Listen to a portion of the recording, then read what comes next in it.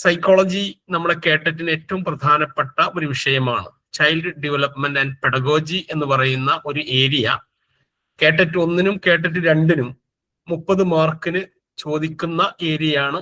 സൈക്കോളജിയിൽ നല്ല നോളജ് എന്താ പറയുക, അതിലൊരു എക്സ്പെർട്ടൈസ് കിട്ടിക്കഴിഞ്ഞാൽ സൈക്കോളജിയിലെ 30 മാർക്കും അതോടൊപ്പം തന്നെ മറ്റ് വിഷയങ്ങളുമായി ബന്ധപ്പെട്ട കാറ്റഗറി 1 ആണെങ്കിൽ മാത്സ്, EVS, അതുപോലെ മലയാളം, ഇംഗ്ലീഷ് എല്ലാവുമായി ബന്ധപ്പെട്ട മെത്തഡോളജിയിലെയും ചോദ്യങ്ങളെ അറ്റൻഡ് ചെയ്യാൻ സൈക്കോളജിയിലെ നോളജ് സഹായിക്കും. കാറ്റഗറി 2-ലാണെങ്കിലും SS ആയാലും ഈ സയൻസ് ആയാലും മറ്റെല്ലാ വിഷയങ്ങളിലും മെത്തഡോളജിയുമായി ബന്ധപ്പെട്ട ചോദ്യങ്ങൾ, പകുതിയോളം ചോദ്യങ്ങൾ മെത്തഡോളജിയുമായി ബന്ധപ്പെട്ട ചോദ്യങ്ങളായിരിക്കും. മെത്തഡോളജി ചോദ്യങ്ങളെല്ലാം സൈക്കോളജിയുമായി ഇന്റർ കണക്റ്റഡ് ആയിട്ടുള്ള ചോദ്യങ്ങളാണ്. അതുകൊണ്ട് സൈക്കോളജി ക്ലാസ് വളരെ പ്രധാനപ്പെട്ടതാണ്. ഇന്ന് നമ്മൾ എടുക്കാൻ പോകുന്ന ഏരിയ വ്യക്തിത്വവും അതുപോലെ തന്നെ ഡിഫൻസ് മെക്കാനിസവും എന്ന് പറയുന്ന ഒരു ഏരിയ, ഒരു വളരെ പ്രധാനപ്പെട്ട ഏരിയ ആണ്. ഒരു 6 മാർക്കോളം കേട്ടറ്റ് 1-നും കേട്ടറ്റ് 2-നും ആവർത്തിച്ച് ചോദിക്കുന്ന ഒരു ഏരിയയാണ്. എക്സാം ഓറിയന്റഡ് ആയിട്ടാണ് നമ്മൾ ക്ലാസ് എടുക്കുക. അതോടൊപ്പം തന്നെ ഇൻ സർവീസ് ടീച്ചേഴ്സിനുള്ള മാത്രമുള്ള പരീക്ഷയായതുകൊണ്ട് അടിസ്ഥാന കാര്യങ്ങൾക്കാണ് കൂടുതൽ ഇമ്പോർട്ടൻസ് കൊടുക്കുന്നത്. വളരെ വൈഡായിട്ട് പോകുന്ന ഒരു ഏരിയ നമ്മളിവിടെ ക്ലാസ് എടുക്കുന്നില്ല. അപ്പൊ വളരെ നമുക്ക് ഇൻ സർവീസ് ടീച്ചേഴ്സിന് മാത്രമുള്ളതായതുകൊണ്ട് ഡെപ്ത് ആയിട്ട് ചോദ്യങ്ങൾ വരില്ല എന്നാണ് നമ്മൾ പ്രതീക്ഷിക്കുന്നത്. അപ്പൊ ആ രീതിയിലുള്ള ഒരു ക്ലാസ് ആണ്. ഇതിന്റെ ഡീറ്റെയിൽഡ് നോട്ടും ഈ ഭാഗത്തുനിന്ന് വന്ന എല്ലാ പ്രീവിയസ് ക്വസ്റ്റ്യൻസും ഈ ക്ലാസ് കഴിഞ്ഞാൽ KSTയുടെ ഈ ഗ്രൂപ്പിൽ ഞാൻ പോസ്റ്റ് ചെയ്യുന്നതാണ്. അപ്പോ ക്ലാസ്സിലേക്ക് എല്ലാവർക്കും സ്വാഗതം. സ്ലൈഡ് എല്ലാവർക്കും കാണുന്നുണ്ടെന്ന് ഞാൻ വിചാരിക്കുന്നു. സ്ലൈഡ് എല്ലാവരുടെയും മൊബൈലിലോ ലാപ്പിലോ സ്ലൈഡ് കാണുന്നില്ലേ? കാണുന്നുണ്ട് സാറേ, കാണുന്നുണ്ട്. Okay okay okay. ഇത് ഞാൻ നേരത്തെ പറഞ്ഞതുപോലെ 2 കാറ്റഗറിക്കും വളരെ പ്രധാനപ്പെട്ട ഒരു ഏരിയയാണ്. സാധാരണ ഒരു 4ഓ 5ഓ ഏരിയകളാക്കി തിരിച്ച് ഇതുപോലെ ക്ലാസ് ഫുള്ള് കിട്ടിയാൽ നിങ്ങൾക്ക് സൈക്കോളജിയിലെ ഫുൾ മാർക്ക് സ്കോർ ചെയ്യാൻ പറ്റുമെന്ന് ആദ്യം തന്നെ ഞാൻ നിങ്ങൾക്ക് ഉറപ്പ് തരികയാണ്. അപ്പൊ സൈക്കോളജിയിലെ ഏറ്റവും പ്രധാനപ്പെട്ട പേഴ്സണാലിറ്റി ആൻഡ് അഡ്ജസ്റ്റ്മെന്റ് ഈ ഭാഗമാണ് ഇന്ന് നമ്മൾ. അത് 1.5 മണിക്കൂർ കൊണ്ട് തീർക്കും. വിശദമായ അതിലെ പ്രീവിയസ് ക്വസ്റ്റ്യൻസ് ഒക്കെ നമ്മൾ നിങ്ങൾക്ക് നോട്ടായിട്ട് തരാം.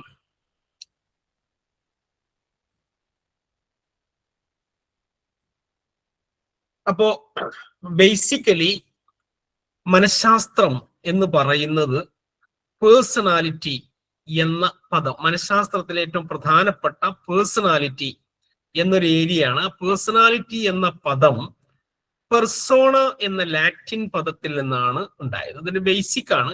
ബേസിക് ആയിട്ടുള്ള ചില ചോദ്യങ്ങൾ ഇപ്പൊ വന്നാലോ എന്ന് വിചാരിച്ച് ഉൾപ്പെടുത്തിയതാണ്.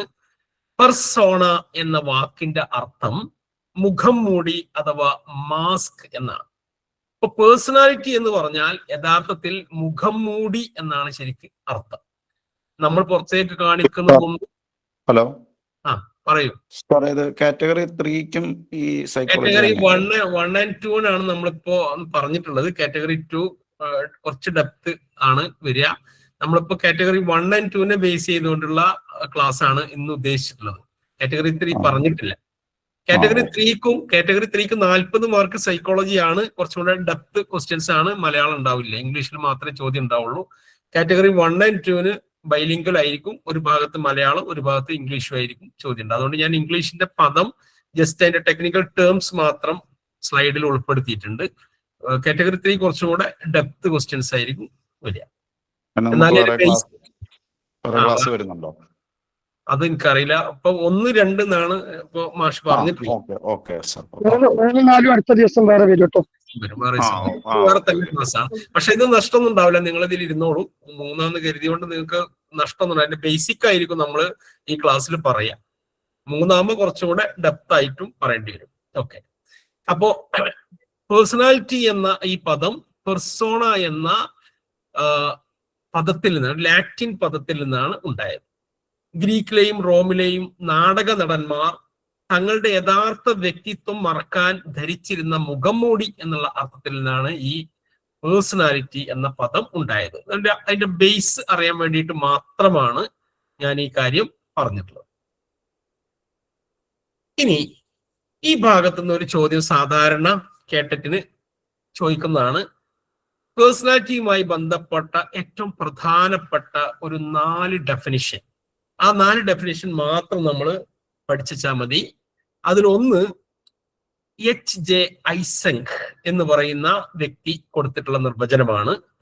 ഒരു വ്യക്തിയുടെ സുദൃഢവും സംഘടിതവുമായ സ്വഭാവം, വികാരങ്ങൾ, ബുദ്ധി, ശരീരപ്രകൃതി എന്നിവയുടെ സമാഹാരമാണ് വ്യക്തിത്വം. The collectiveness of a person's character, emotions, intelligence and bodily behaviour, ഇതെല്ലാം കൂടുന്നതാണ് വ്യക്തിത്വം എന്നാണ് H.J. ഐസങ്ക് എന്ന് പറയുന്ന മനഃശാസ്ത്രജ്ഞൻ പറഞ്ഞിട്ടുള്ളത്. ഇത് പ്രധാനപ്പെട്ട നിർവചനമാണ്. ഇപ്പൊ പേഴ്സണാലിറ്റിയിൽ നിന്ന് നിർവചനങ്ങൾ ചോദിക്കാറുണ്ട്. അതുകൊണ്ടാണ് ചോദിക്കുന്ന ഭാഗത്തു നിന്ന് മാത്രമേ നമ്മൾ സ്ലൈഡ് ഉണ്ടാക്കിയിട്ടുള്ളൂ. രണ്ടാമത്തത് R.S. വുഡ്വർത്ത് എന്ന് പറയുന്ന മനഃശാസ്ത്രജ്ഞൻ ഉണ്ടാക്കിയ നിർവചനമാണ്. അദ്ദേഹത്തിന്റെ അഭിപ്രായത്തിൽ ഒരു വ്യക്തിയുടെ മൊത്തം പെരുമാറ്റത്തിന്റെ ഗുണപരമായ മേന്മയാണ് അയാളുടെ വ്യക്തിത്വം. ഒരു വ്യക്തിയുടെ മൊത്തം പെരുമാറ്റത്തിന്റെ ഗുണപരമായ മേന്മ, the qualitative advantage of a persons total behaviour ആണ്. ഒരു വ്യക്തിയുടെ ടോട്ടൽ പെരുമാറ്റത്തിന്റെ, മൊത്തം പെരുമാറ്റത്തിന്റെ ഗുണപരമായ മേന്മയാണ് അയാളുടെ വ്യക്തിത്വം. ഒരാൾക്ക് വ്യക്തിത്വം ഉണ്ട് എന്ന് നമ്മൾ പറയണമെങ്കിൽ അയാളുടെ പെരുമാറ്റം തന്നെയാണ് ഏറ്റവും പ്രധാനം. അതാണ് R.S. വുഡ്വർത്ത് എന്ന് പറയുന്ന മനഃശാസ്ത്രജ്ഞൻ. മൂന്നാമത്തത് കാറ്റൽ എന്ന് പറയുന്ന മനഃശാസ്ത്രജ്ഞനാണ്. ഇവരെല്ലാം പേഴ്സണാലിറ്റിയുമായി ബന്ധപ്പെട്ട വളരെ പ്രധാനപ്പെട്ട വ്യക്തികളാണ്. ഒരു പ്രത്യേക സന്ദർഭത്തിൽ ഒരാൾ എങ്ങനെ പെരുമാറുന്നുവെന്ന് പ്രവചിക്കാൻ അനുവദിക്കുന്നത് എന്തോ അതാണ് വ്യക്തിത്വം. ഒരു ക്രിട്ടിക്കൽ സിറ്റുവേഷൻ, ഒരു പ്രത്യേക സാഹചര്യത്തിൽ ഒരാൾ എങ്ങനെ പെരുമാറും. ഒരു വലിയ പ്രയാസമുള്ള ഒരു സംഭവം വരുമ്പോൾ കരയുകയാണെങ്കിൽ അയാൾക്ക് വ്യക്തിത്വം ഇല്ല. അയാൾ അതിനെ നേരിടുകയാണെങ്കിൽ അയാൾക്ക് വ്യക്തിത്വം ഉണ്ട്. അപ്പോൾ ഒരു പ്രത്യേക സന്ദർഭത്തിൽ ഒരാൾ എങ്ങനെയാണ് പെരുമാറുന്നുവെന്ന് പ്രവചിക്കാൻ അനുവദിക്കുന്നത്, അതാണ് യഥാർത്ഥത്തിലുള്ള വ്യക്തിത്വം. ഈ 3 ഡെഫിനിഷൻ നമ്മൾ വ്യക്തിത്വവുമായി ബന്ധപ്പെട്ട് മനസ്സിലാക്കി വെക്കണം. ഐസങ്ക് എന്ന് പറഞ്ഞാൽ സുദൃഢമായ സംഘടിതമായ സ്വഭാവം, വികാരം, ബുദ്ധി, ഇങ്ങനെയുള്ള വ്യത്യസ്ത ഫാക്ടേഴ്സ് ആണ് പേഴ്സണാലിറ്റി എന്ന് പറയുന്നത്. വുഡ്സ്വർത്ത് പറയുന്നത് ഒരു വ്യക്തിയുടെ മൊത്തം പെരുമാറ്റത്തിന്റെ ഗുണപരമായ മേന്മ. കാറ്റൽ പറയുന്നത് ഒരു പ്രത്യേക സന്ദർഭത്തിൽ ഒരാൾ എങ്ങനെ പെരുമാറുന്നു, അതാണ് വ്യക്തിത്വം എന്നാണ്. ഇപ്പൊ ഈ സ്ലൈഡിലെ 3 ഡെഫിനിഷൻസും പ്രധാനമാണ്. ഇനി അടുത്തത് ആൽപോർട്ട് വളരെ പ്രധാനപ്പെട്ട പേരാണ് ആൽപോർട്ട്. അദ്ദേഹത്തിന്റെ നിർവചനം: വ്യക്തിത്വം എന്നത് ഒരു വ്യക്തിയുടെ വിശിഷ്ടമായ വ്യവഹാരത്തെയും ചിന്തയെയും നിർണയിക്കുന്ന ശാരീരിക മാനസിക സംവിധാനങ്ങളുടെ ചലനാത്മകമായ ആന്തരിക ഘടനയാണ്. Dynamic organisation within the individual of psycho physical system എന്നാണ് അദ്ദേഹം പറഞ്ഞത്. ഒരു വ്യക്തിയുടെ വിശിഷ്ടമായ വ്യവഹാരത്തെയും ചിന്തയെയും നിർണയിക്കുന്ന ശാരീരിക മാനസിക സംവിധാനങ്ങളുടെ ചലനാത്മകമായ ആന്തരിക ഘടന. ഇത് കാണാതെ പഠിക്കണമെന്നില്ല, ആ സംഗതി ഒന്ന് മനസ്സിലാക്കി വെച്ചാൽ മതി. അതാണ് ആൽപോർട്ട് കൊടുത്തുള്ള നിർവചനം. ഏറ്റവും അവസാനമായിട്ട്, ഏറ്റവും വെരി ലേറ്റസ്റ്റ് ആയിട്ട് അമേരിക്കൻ സൈക്കോളജിക്കൽ അസോസിയേഷൻ APA, ഒരു അമേരിക്കൻ മനഃശാസ്ത്രജ്ഞരുടെ സംഘടന, അവർ കൊടുത്തിട്ടുള്ള നിർവചനം: ചിന്താരീതികൾ, മനോഭാവങ്ങൾ, പെരുമാറ്റങ്ങൾ എന്നിവയിൽ വ്യക്തികൾ പുലർത്തുന്ന വ്യത്യാസങ്ങളെയാണ് വ്യക്തിത്വം എന്ന വാക്കുകൊണ്ട് ഉദ്ദേശിക്കുന്നത്. ചിന്താരീതി, മനോഭാവം, പെരുമാറ്റം എന്നിവയിൽ വ്യക്തികൾ പുലർത്തുന്ന വ്യത്യാസങ്ങളെയാണ് വ്യക്തിത്വം എന്ന വാക്കുകൊണ്ട് അർത്ഥമാക്കും. ഈ 5 ഡെഫിനിഷനും നമ്മൾ മനസ്സിലാക്കി വെക്കണം. ഈ 5 ഡെഫിനിഷനും വളരെ പ്രധാനപ്പെട്ടതാണ് പേഴ്സണാലിറ്റിയുമായി ബന്ധപ്പെട്ട്. ഇനി ഇതിൽ നിന്ന് ഈ ഭാഗത്തുനിന്ന് ഇപ്പൊ ഈ പേഴ്സണാലിറ്റിയുമായി ബന്ധപ്പെട്ട ഡെഫിനിഷൻസ് ഭാഗത്തുനിന്ന് ചോദിച്ച ചോദ്യമാണിത്: ഒരാളുടെ വ്യക്തിത്വത്തിന്മേൽ പരിസ്ഥിതിക്കും പാരമ്പര്യത്തിനുമുള്ള ബന്ധം സൂചിപ്പിക്കുന്ന ശരിയായ സമവാക്യം ഏത്? ഈ സമവാക്യം യഥാർത്ഥത്തിൽ ഈ സമവാക്യം ഉണ്ടാക്കിയിട്ടുള്ളത് നമ്മൾ നേരത്തെ പറഞ്ഞ വുഡ്സ്വർത്ത് എന്ന് പറയുന്ന മനഃശാസ്ത്രജ്ഞനാണ്. വ്യക്തിത്വത്തിന്മേൽ പരിസ്ഥിതിക്കും പാരമ്പര്യത്തിനുമുള്ള ബന്ധം സൂചിപ്പിക്കുന്ന ശരിയായ സമവാക്യം P സമം H into E എന്നാണ്.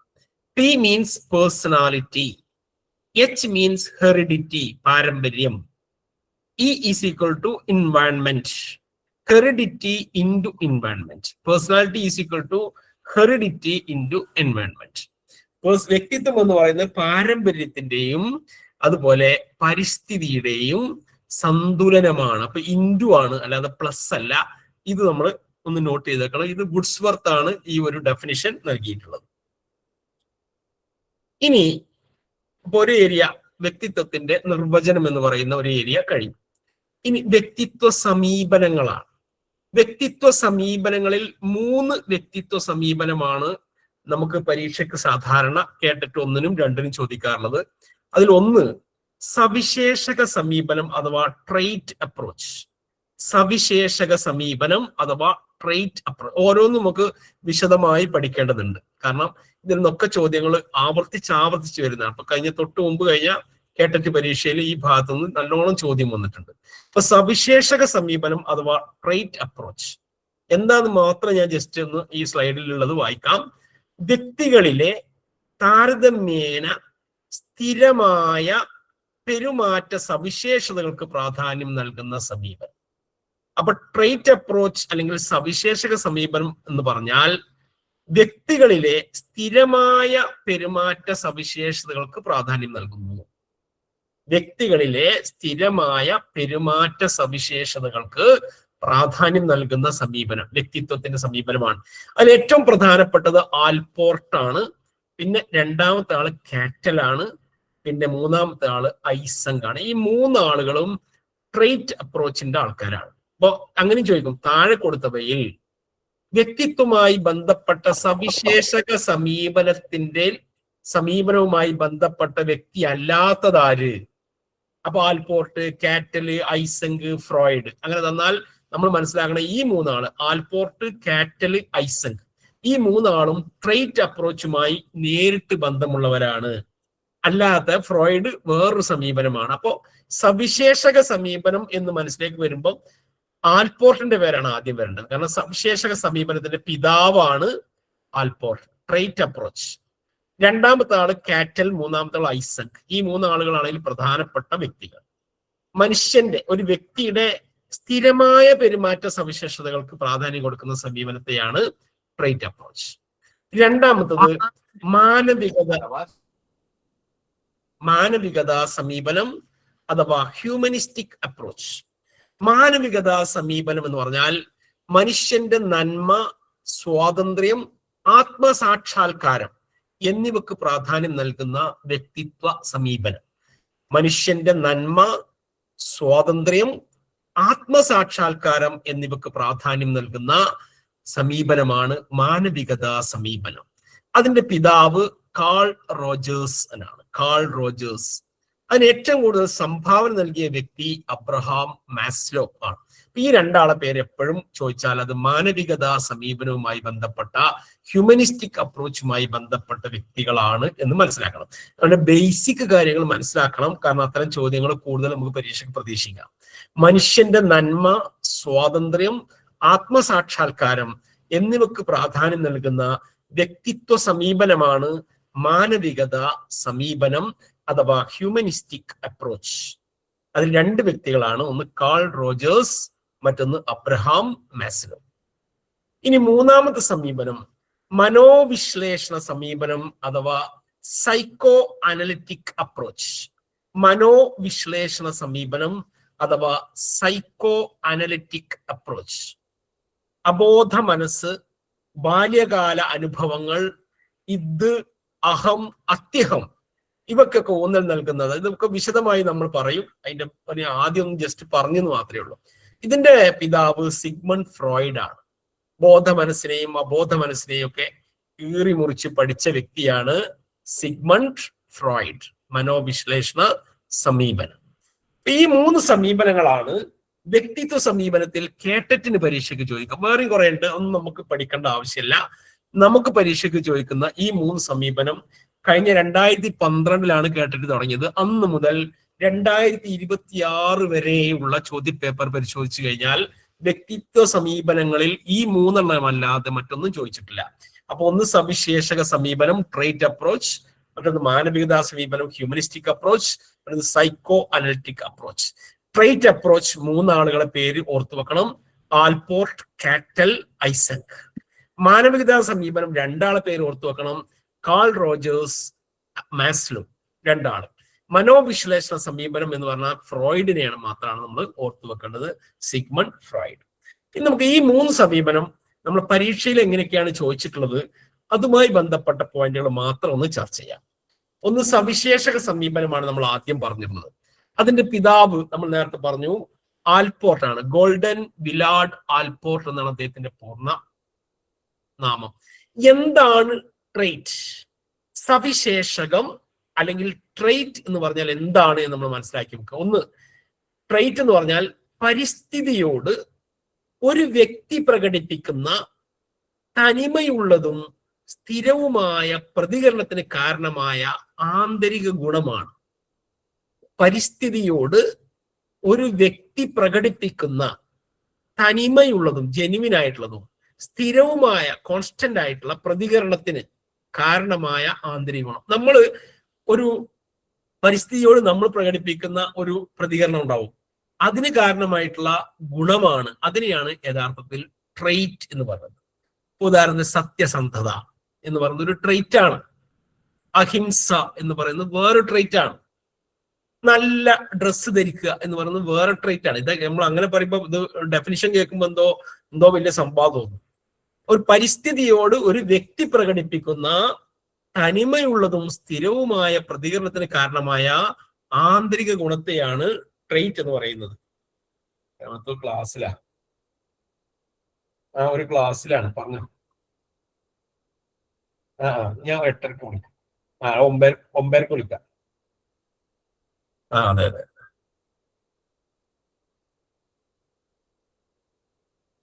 1920 ഫ്രോയിഡിനെ സന്ദർശിച്ചതിന് ശേഷമാണ് ഇദ്ദേഹം ഇങ്ങനെ ഒരു സമീപനം ഉണ്ടാക്കിയത്. അത് നമുക്ക് അത്ര ഇമ്പോർട്ടന്റ് അല്ല.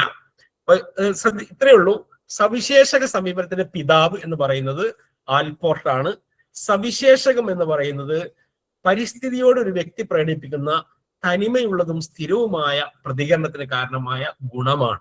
എക്സാമ്പിൾ: സത്യസന്ധത, റെഗുലാരിറ്റി, പങ്ക്ച്വാലിറ്റി, അതേപോലെ അഹിംസ, അല്ലെ, അതേപോലെ പാവങ്ങളെ സഹായിക്കുക. ഇതെല്ലാം സവിശേഷകങ്ങളാണ്, ട്രേറ്റുകളാണ്. ഇനി 3 തരത്തിലാണ് അദ്ദേഹം ട്രേറ്റ് തരംതിരിച്ചത്. പരീക്ഷയ്ക്ക് ഉറപ്പായിട്ടും വരും. 100% പരീക്ഷയ്ക്ക് ചോദിക്കുന്ന ഒരു സ്ലൈഡാണിത്. ആൽപോർട്ടിന്റെ സവിശേഷകങ്ങളുടെ വർഗീകരണം. ഒന്നാമത്തത് മുഖ്യ സവിശേഷകം അഥവാ കാർഡിനൽ ട്രേറ്റ്. മുഖ്യ സവിശേഷകം ഒരു വ്യക്തിയുടെ ഏറ്റവും പ്രബലമായ സ്വഭാവത്തെയാണ് മുഖ്യ സവിശേഷകം എന്നറിയപ്പെടുന്നത്. ഏറ്റവും പ്രബലമായ ഒരു സ്വഭാവം, വ്യക്തിയുടെ എല്ലാ പ്രവൃത്തികളെയും നിയന്ത്രിക്കുന്ന ആ സ്വഭാവമായിരിക്കും. ആ വ്യക്തിയുടെ എല്ലാ പ്രവൃത്തികളും അദ്ദേഹത്തിന്റെ ഐഡിയൽസും അദ്ദേഹത്തിന്റെ നയങ്ങളും ഒക്കെ ആ ഒരു സവിശേഷകം ട്രേറ്റുമായി ബന്ധപ്പെട്ടതാണ്. ഒരു എക്സാമ്പിൾ ഞാൻ പറയാം. ഗാന്ധിജിയെ നമ്മൾ അറിയപ്പെടുന്ന അഹിംസ എന്നുള്ള, അത് ഗാന്ധിജിക്ക് മാത്രം അവകാശപ്പെട്ട ഒരു ട്രേറ്റ് ആണ് അഹിംസ എന്ന് പറയുന്നത്.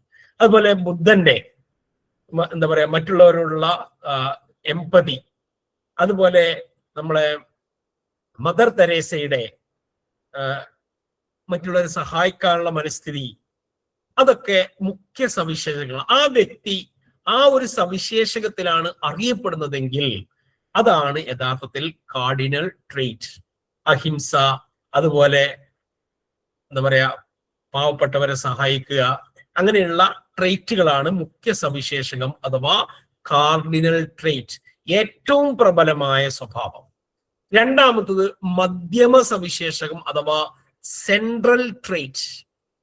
ഒരു വ്യക്തിയെ സാമാന്യമായി വിവരിക്കുന്ന പ്രധാനപ്പെട്ട സ്വഭാവമാണ്. ഇപ്പോ സത്യസന്ധത എന്ന് പറയുന്നത് സെൻട്രൽ ട്രേറ്റ് ആണ്.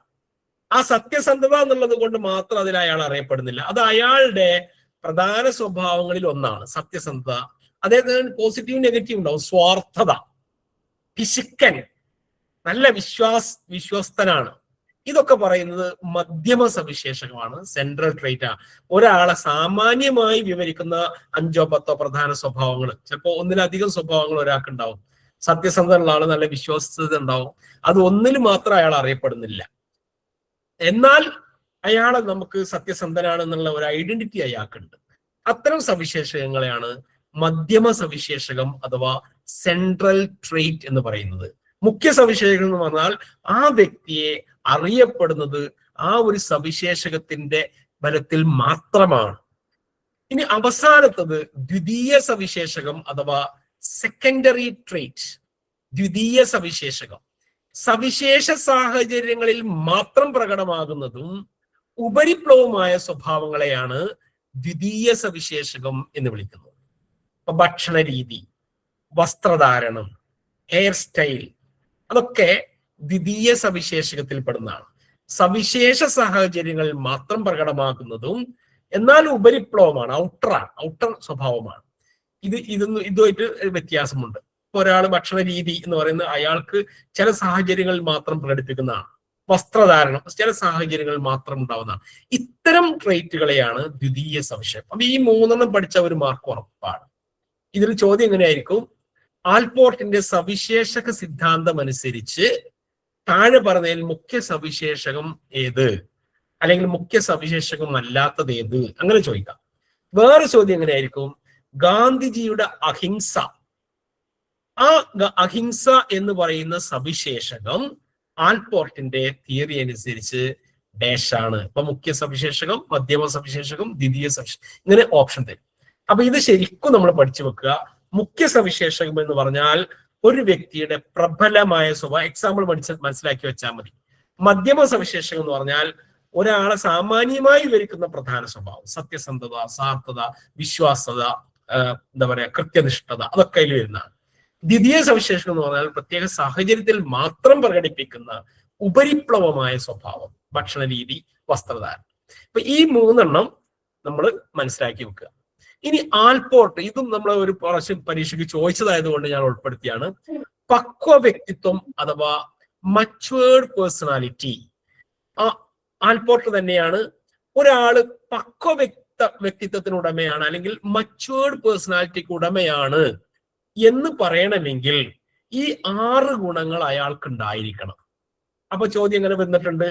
താഴെ കൊടുത്തവയിൽ പക്വ വ്യക്തിത്വത്തിന്റെ സവിശേഷത അല്ലാത്തത് ഏത്? താഴെ കൊടുത്തവയിൽ പക്വ വ്യക്തിത്വത്തിന് ഉടമയാണ് എന്ന് തിരിച്ചറിയാവുന്ന സവിശേഷകം ഏത്? ഇങ്ങനെയുള്ള ചോദ്യങ്ങളൊക്കെ പരീക്ഷയ്ക്ക് വന്നിട്ടുണ്ട്. അപ്പോ ഈ 6 മാനദണ്ഡം എന്താണെന്ന് ജസ്റ്റ് ഒന്ന് നോട്ട് ചെയ്യാം. 1, പക്വ വ്യക്തിത്വം അഥവാ മച്വേർഡ് പേഴ്സണാലിറ്റി. സാധാരണ ഒരാൾക്ക് വ്യക്തിത്വം ഉണ്ടാവാം, പക്ഷെ പക്വതയുള്ള വ്യക്തിത്വം ഉണ്ട് എന്ന് നമ്മൾ പറയണമെങ്കിൽ ഈ 6 പ്രധാനപ്പെട്ട പോയിന്റുകൾ അയാൾ ഉണ്ടാവും. 1, വിപുലീകൃത അഹം, മലയാളം എക്സ്റ്റെൻഡഡ് സെൽഫ് എന്നതാണ്. വിപുലീകൃത, പേര് പഠിച്ചു വെക്കണം. വിപുലീകൃത അഹം അഥവാ എക്സ്റ്റെൻഡഡ് സെൽഫ് എന്ന് പറഞ്ഞാൽ മറ്റുള്ളവരുടെ ക്ഷേമം തൻ്റെതായി കാണുക, മറ്റുള്ളവരുടെ വെൽഫെയർ അത് തൻ്റേത് കൂടിയാണ് എന്ന് കാണുക. അതാണ് ആൽപോർട്ടിന്റെ പക്വ വ്യക്തിത്വത്തിനുടമയായ ഒരു വ്യക്തിയിൽ ഉണ്ടായിരിക്കേണ്ട 1ാമത്തെ ഗുണം. വിപുലീകൃത അഹം അഥവാ എക്സ്റ്റെൻഡഡ് സെൽഫ് എന്ന് പറഞ്ഞാൽ മറ്റുള്ളവരുടെ ക്ഷേമം, മറ്റുള്ളവരുടെ വെൽഫെയർ അത് തൻ്റെതായി കാണും. 2ാമത്തത് ഊഷ്മള ബന്ധങ്ങൾ, വാം റിലേഷൻസ്. ആരോഗ്യകരമായ സാമൂഹിക ബന്ധങ്ങൾക്കുടമയായിരിക്കണം. അപ്പൊ വിപുലീകൃത അയാൾക്കുണ്ട്, പക്ഷെ വേറെ ആരോടും ഉണ്ടൂല, വേറെ ആരെ കണ്ടാലും ചിരിക്കൂല. അങ്ങനെയുള്ള ആൾക്ക് പക്വ വ്യക്തിത്വം ഇല്ല. അയാൾക്ക് ആളുകളോട് നല്ല ബന്ധമുണ്ടായിരിക്കണം. മറ്റുള്ളവരുടെ പുരോഗതിയിലും ക്ഷേമത്തിലും തൽപരനായിരിക്കണം, അത് തൻ്റെതാണ് എന്ന് വിശ്വസിക്കണം. 2ാമത് മറ്റുള്ളവരുമായി ഊഷ്മളമായ ബന്ധം സ്ഥാപിക്കണം. 3ാമത്തത് ആത്മസന്തുലനം അഥവാ സെൽഫ് റെഗുലേഷൻ. ആത്മസന്തുലനം എന്ന് പറഞ്ഞാൽ വികാരങ്ങളെ നിയന്ത്രിക്കുക, സഹിഷ്ണുത ഉണ്ടായിരിക്കുക. ഒന്ന് പറഞ്ഞ് രണ്ടാമത് പറയുമ്പോഴേക്കും അടിക്കാൻ ചാടുക അല്ലെങ്കിൽ ചീത്ത പറയുക, ഇങ്ങനെയുള്ള ആളുകൾക്കൊന്നും പക്ക വ്യക്തിത്വം ഇല്ല. ശരിക്കും സെൽഫ് റെഗുലേറ്ററി ആയിരിക്കണം, വികാരങ്ങളെ നിയന്ത്രിക്കാനുള്ള കഴിവ് വേണം. ഓരോ കാര്യത്തിൽ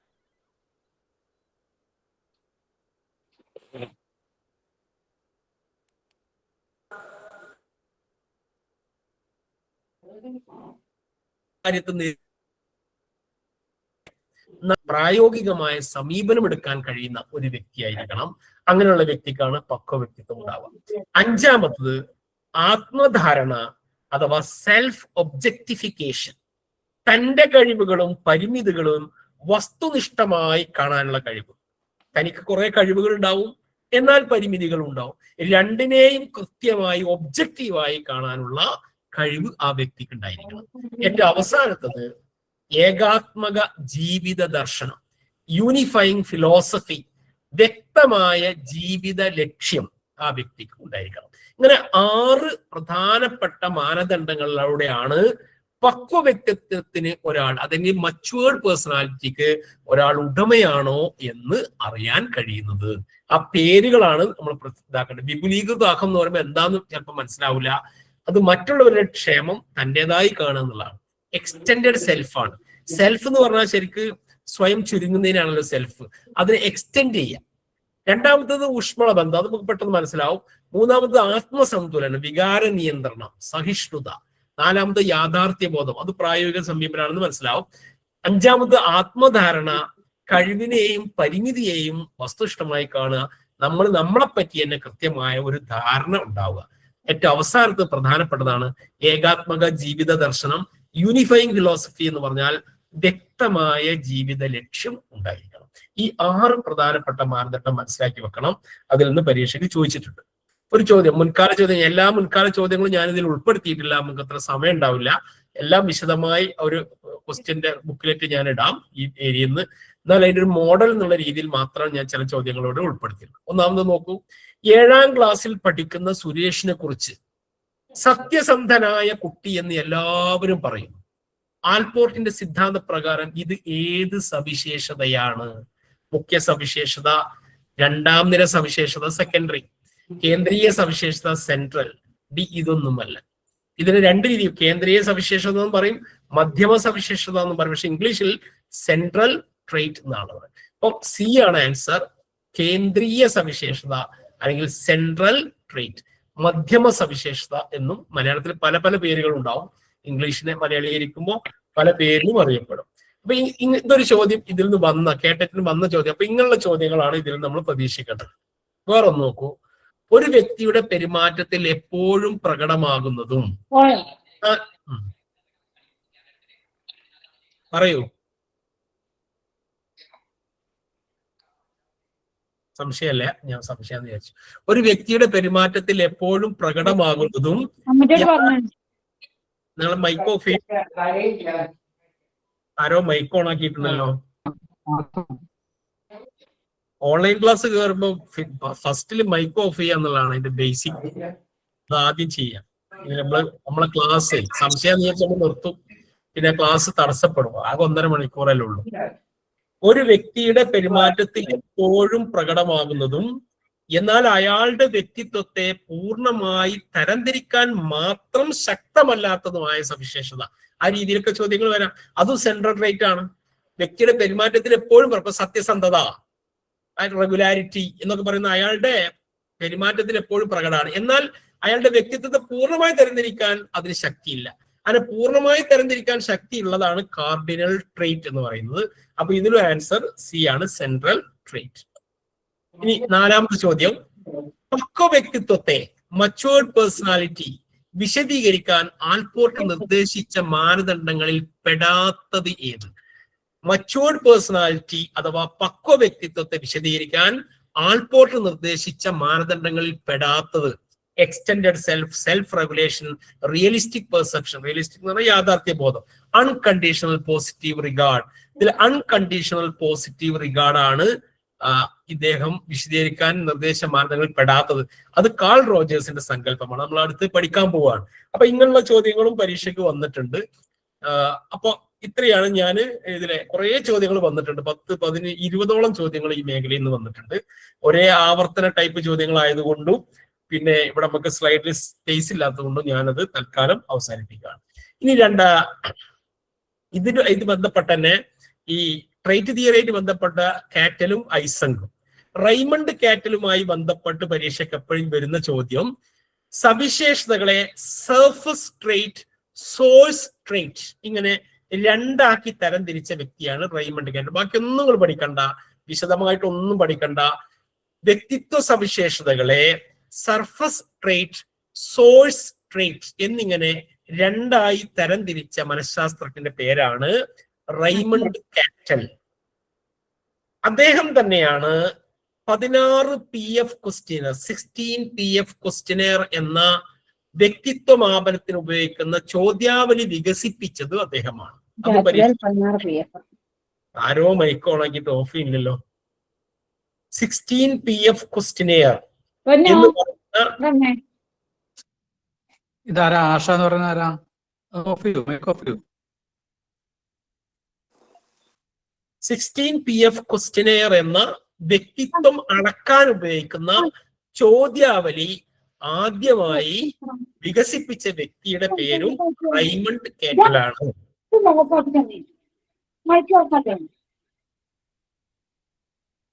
അതുപോലെ ഫാക്ടർ അനാലിസിസ്, അത് വ്യക്തിത്വത്തിന്റെ ഘടകങ്ങളെ അനലൈസ് ചെയ്യുന്ന രീതി ആദ്യമായി ഉപയോഗിച്ചതും റൈമണ്ട് കാറ്റൽ. അപ്പോ റൈമണ്ട് കാറ്റലിനെ പറ്റി 3 കാര്യങ്ങൾ മാത്രമേ നമ്മൾ പഠിക്കേണ്ടതുള്ളൂ. ഒന്ന്, സവിശേഷകങ്ങളെ അഥവാ ട്രേറ്റുകളെ സർഫസ് ട്രേറ്റ്, സോഴ്സ് ട്രേറ്റ് എന്നിങ്ങനെ രണ്ടായി തരംതിരിച്ചത് ആര്? ഉത്തരം റൈമണ്ട് കാറ്റൽ. വ്യക്തിത്വ മാപനത്തിൽ മെഷർമെന്റ് ഓഫ് പേഴ്സണാലിറ്റി അല്ലെങ്കിൽ വ്യക്തിത്വത്തിന്റെ അളക്കാൻ 16 PF ക്വസ്റ്റ്യനയർ 16 PF ക്വസ്റ്റ്യനയർ എന്ന ഒരു രീതി ആവിഷ്കരിച്ചത്, ഒരു ചോദ്യാവലി വികസിപ്പിച്ചത് റൈമണ്ട് കാറ്റലാണ്.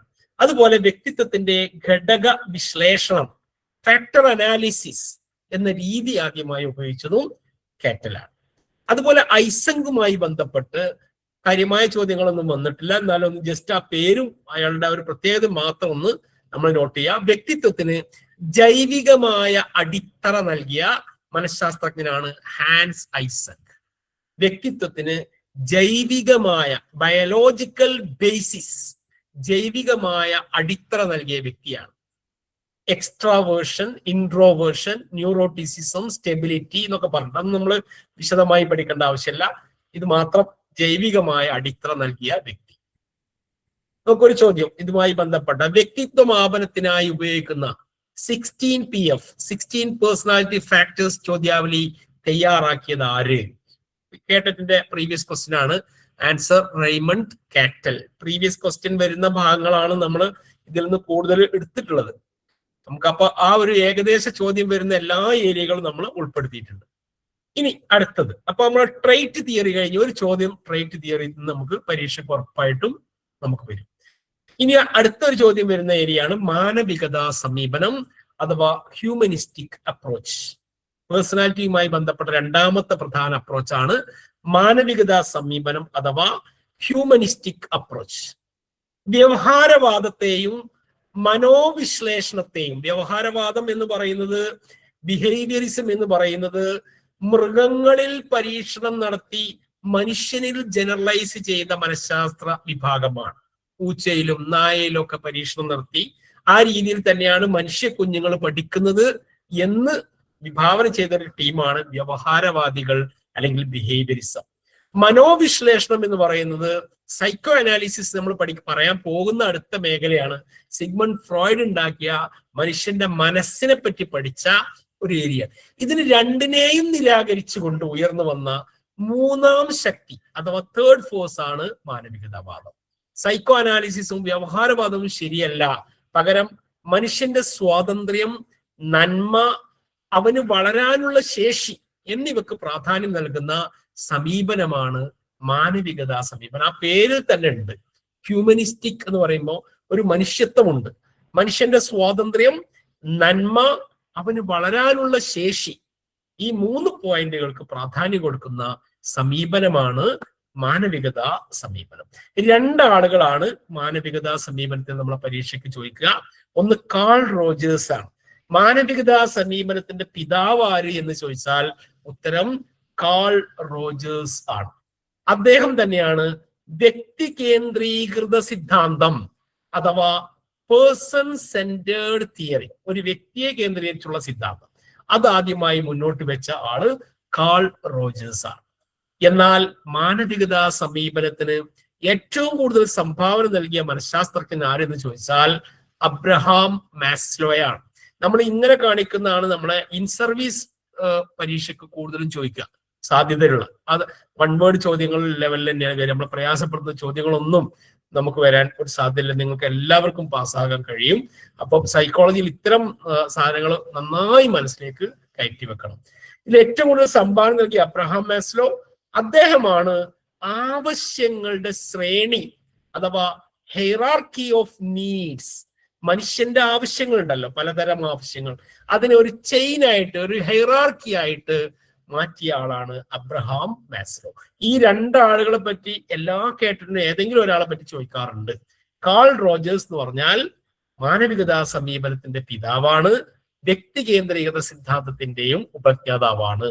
അബ്രഹാം മാസ്ലോ എന്ന് പറഞ്ഞാൽ ഏറ്റവും കൂടുതൽ മാനവികതാ സമീപനത്തിന് സംഭാവന നൽകിയ വ്യക്തിയാണ്.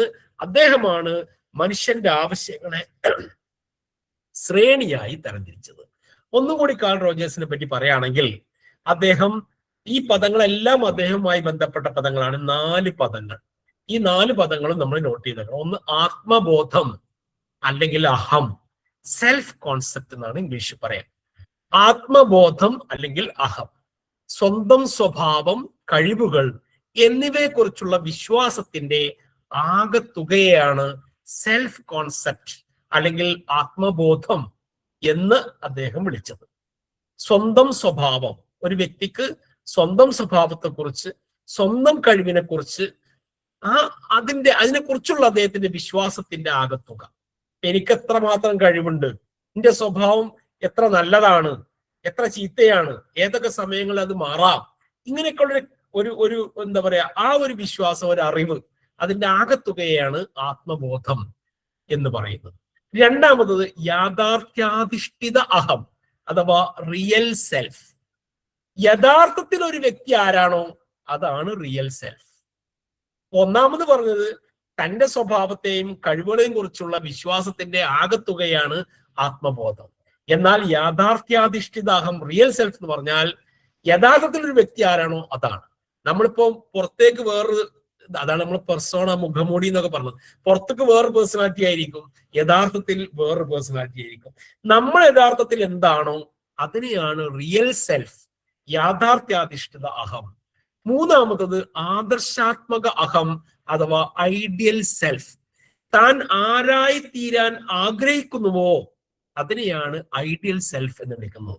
ആദർശാത്മക അഹം, താൻ ആരായി തീരാൻ ആഗ്രഹിക്കുന്നുവോ അതിനെയാണ് ഐഡിയൽ സെൽഫ്. നമുക്ക് അതായിട്ടില്ല. ഇപ്പൊ റിയൽ സെൽഫിൽ നിന്ന് നമുക്കൊരു ഐഡിയൽ സെൽഫ് ഉണ്ടാവും. നമ്മൾ ആരാവണം, ഏത് ലെവലിൽ എത്തണം, അതിനെയാണ് ഐഡിയൽ സെൽഫ്. നാലാമത് സന്തുലിതാവസ്ഥ, കോൺഗ്രുവൻസ്. റിയൽ സെൽഫും ഐഡിയൽ സെൽഫും തമ്മിൽ പൊരുത്തപ്പെടുമ്പോൾ വ്യക്തിത്വം സന്തുലിതമാകുന്നു. അതിന്റെ അന്തരം കൂടുമ്പോൾ അപസമായോജനം ഉണ്ടാകുന്നു, മാൽ അഡ്ജസ്റ്റ്മെന്റ് ഉണ്ടാകുന്നു, അഡ്ജസ്റ്റ് ചെയ്യാൻ പറ്റാതെ വരുന്നു. അതിനെയാണ് നമ്മൾ അപസമായോജനം, മാൽ അഡ്ജസ്റ്റ്മെന്റ് എന്ന് പറയാം. അപ്പൊ ഈ 4 പദങ്ങളും കാൾ റോജേഴ്സിന്റെ ആശയങ്ങളാണ്. നോട്ട് ചെയ്തു വെക്കണം. ആത്മബോധം, അഹം എന്ന് പറഞ്ഞാൽ സ്വന്തം സ്വഭാവം, സ്വന്തം കഴിവുകൾ എന്നിവയെക്കുറിച്ചുള്ള വിശ്വാസത്തിന്റെ ആകത്തുകയാണ്. യാഥാർത്ഥ്യാധിഷ്ഠിത അഹം എന്ന് പറഞ്ഞാൽ യഥാർത്ഥത്തിൽ ഒരു വ്യക്തി ആരാണോ അതാണ് റിയൽ സെൽഫ്. ആദർശാത്മക അഹം എന്ന് പറഞ്ഞാൽ താൻ ആരായി തീരാൻ ആഗ്രഹിക്കുന്നുവോ അതിനെയാണ് ആദർശാത്മക അഹം, ഐഡിയൽ സെൽഫ്. ഇതിലെ സന്തുലിതാവസ്ഥ, കോൺഗ്രുവൻസ് അല്ലെങ്കിൽ ഇക്വിലിബ്രിയം എന്നൊക്കെ പറഞ്ഞാൽ റിയൽ സെൽഫും ഐഡിയൽ സെൽഫും തമ്മിലുള്ള അന്തരമാണ്. അത് അന്തരം കൂടുമ്പോഴാണ് ഒരാൾക്ക് മാൽ അഡ്ജസ്റ്റ്മെന്റ്, അപസമായോജനം, അഡ്ജസ്റ്റ് ചെയ്യാൻ പറ്റാത്ത അവസ്ഥ വരിക. എന്നാൽ അത് പൊരുത്തപ്പെടുമ്പോൾ പക്വ വ്യക്തിത്വം അല്ലെങ്കിൽ സന്തുലിത വ്യക്തിത്വം അയാൾക്ക് ഉണ്ടാവും. ഇനി അതേപോലെ 2 പദങ്ങളും കൂടെ പരീക്ഷയ്ക്ക് ചോദിച്ചതാണ്.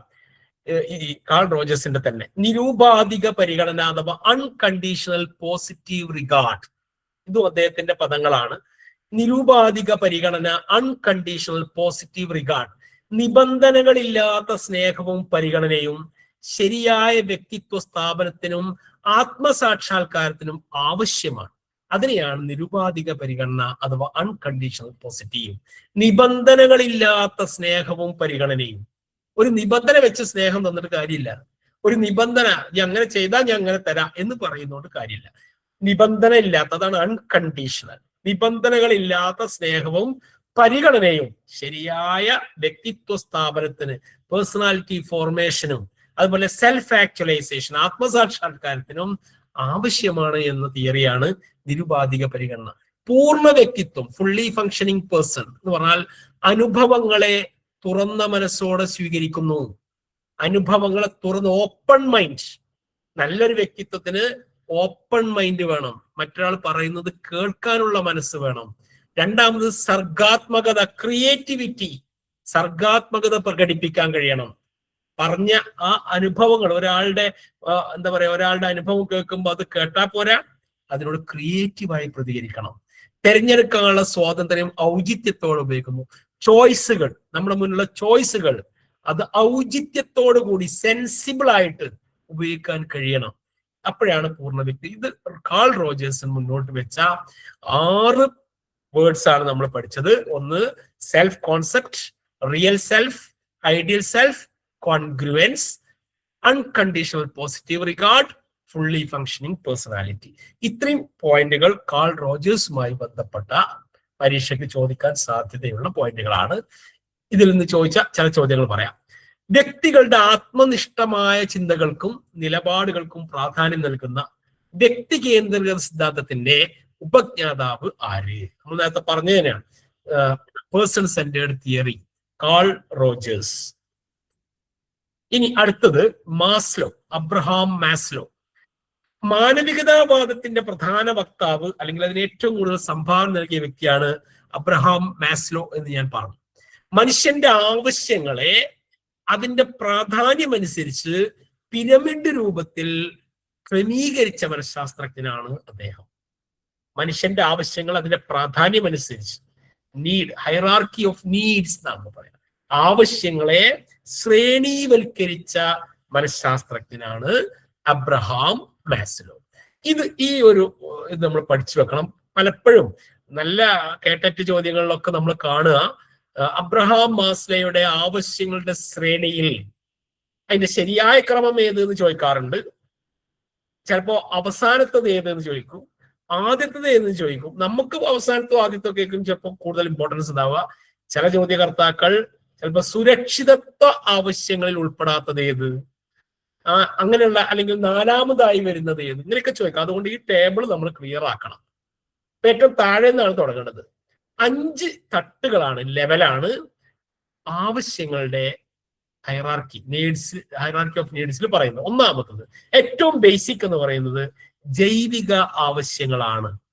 അതായത് ഫിസിയോളജിക്കൽ നീഡ്സ്. എല്ലാ മനുഷ്യനും നിർബന്ധമായും ആവശ്യമുള്ള ഭക്ഷണം, വെള്ളം, ഉറക്കം, അതേപോലെ ഓക്സിജൻ, വായു, ഇതെല്ലാം എല്ലാ മനുഷ്യനും നിർബന്ധമാണ്. അതിനെയാണ് ജൈവിക ആവശ്യങ്ങൾ അഥവാ ഫിസിയോളജിക്കൽ നീഡ്സ്. അബ്രഹാം മാസ്ലോയുടെ ആവശ്യങ്ങളുടെ ശ്രേണിയിൽ ഏറ്റവും പ്രാഥമികമായത് ഏത്?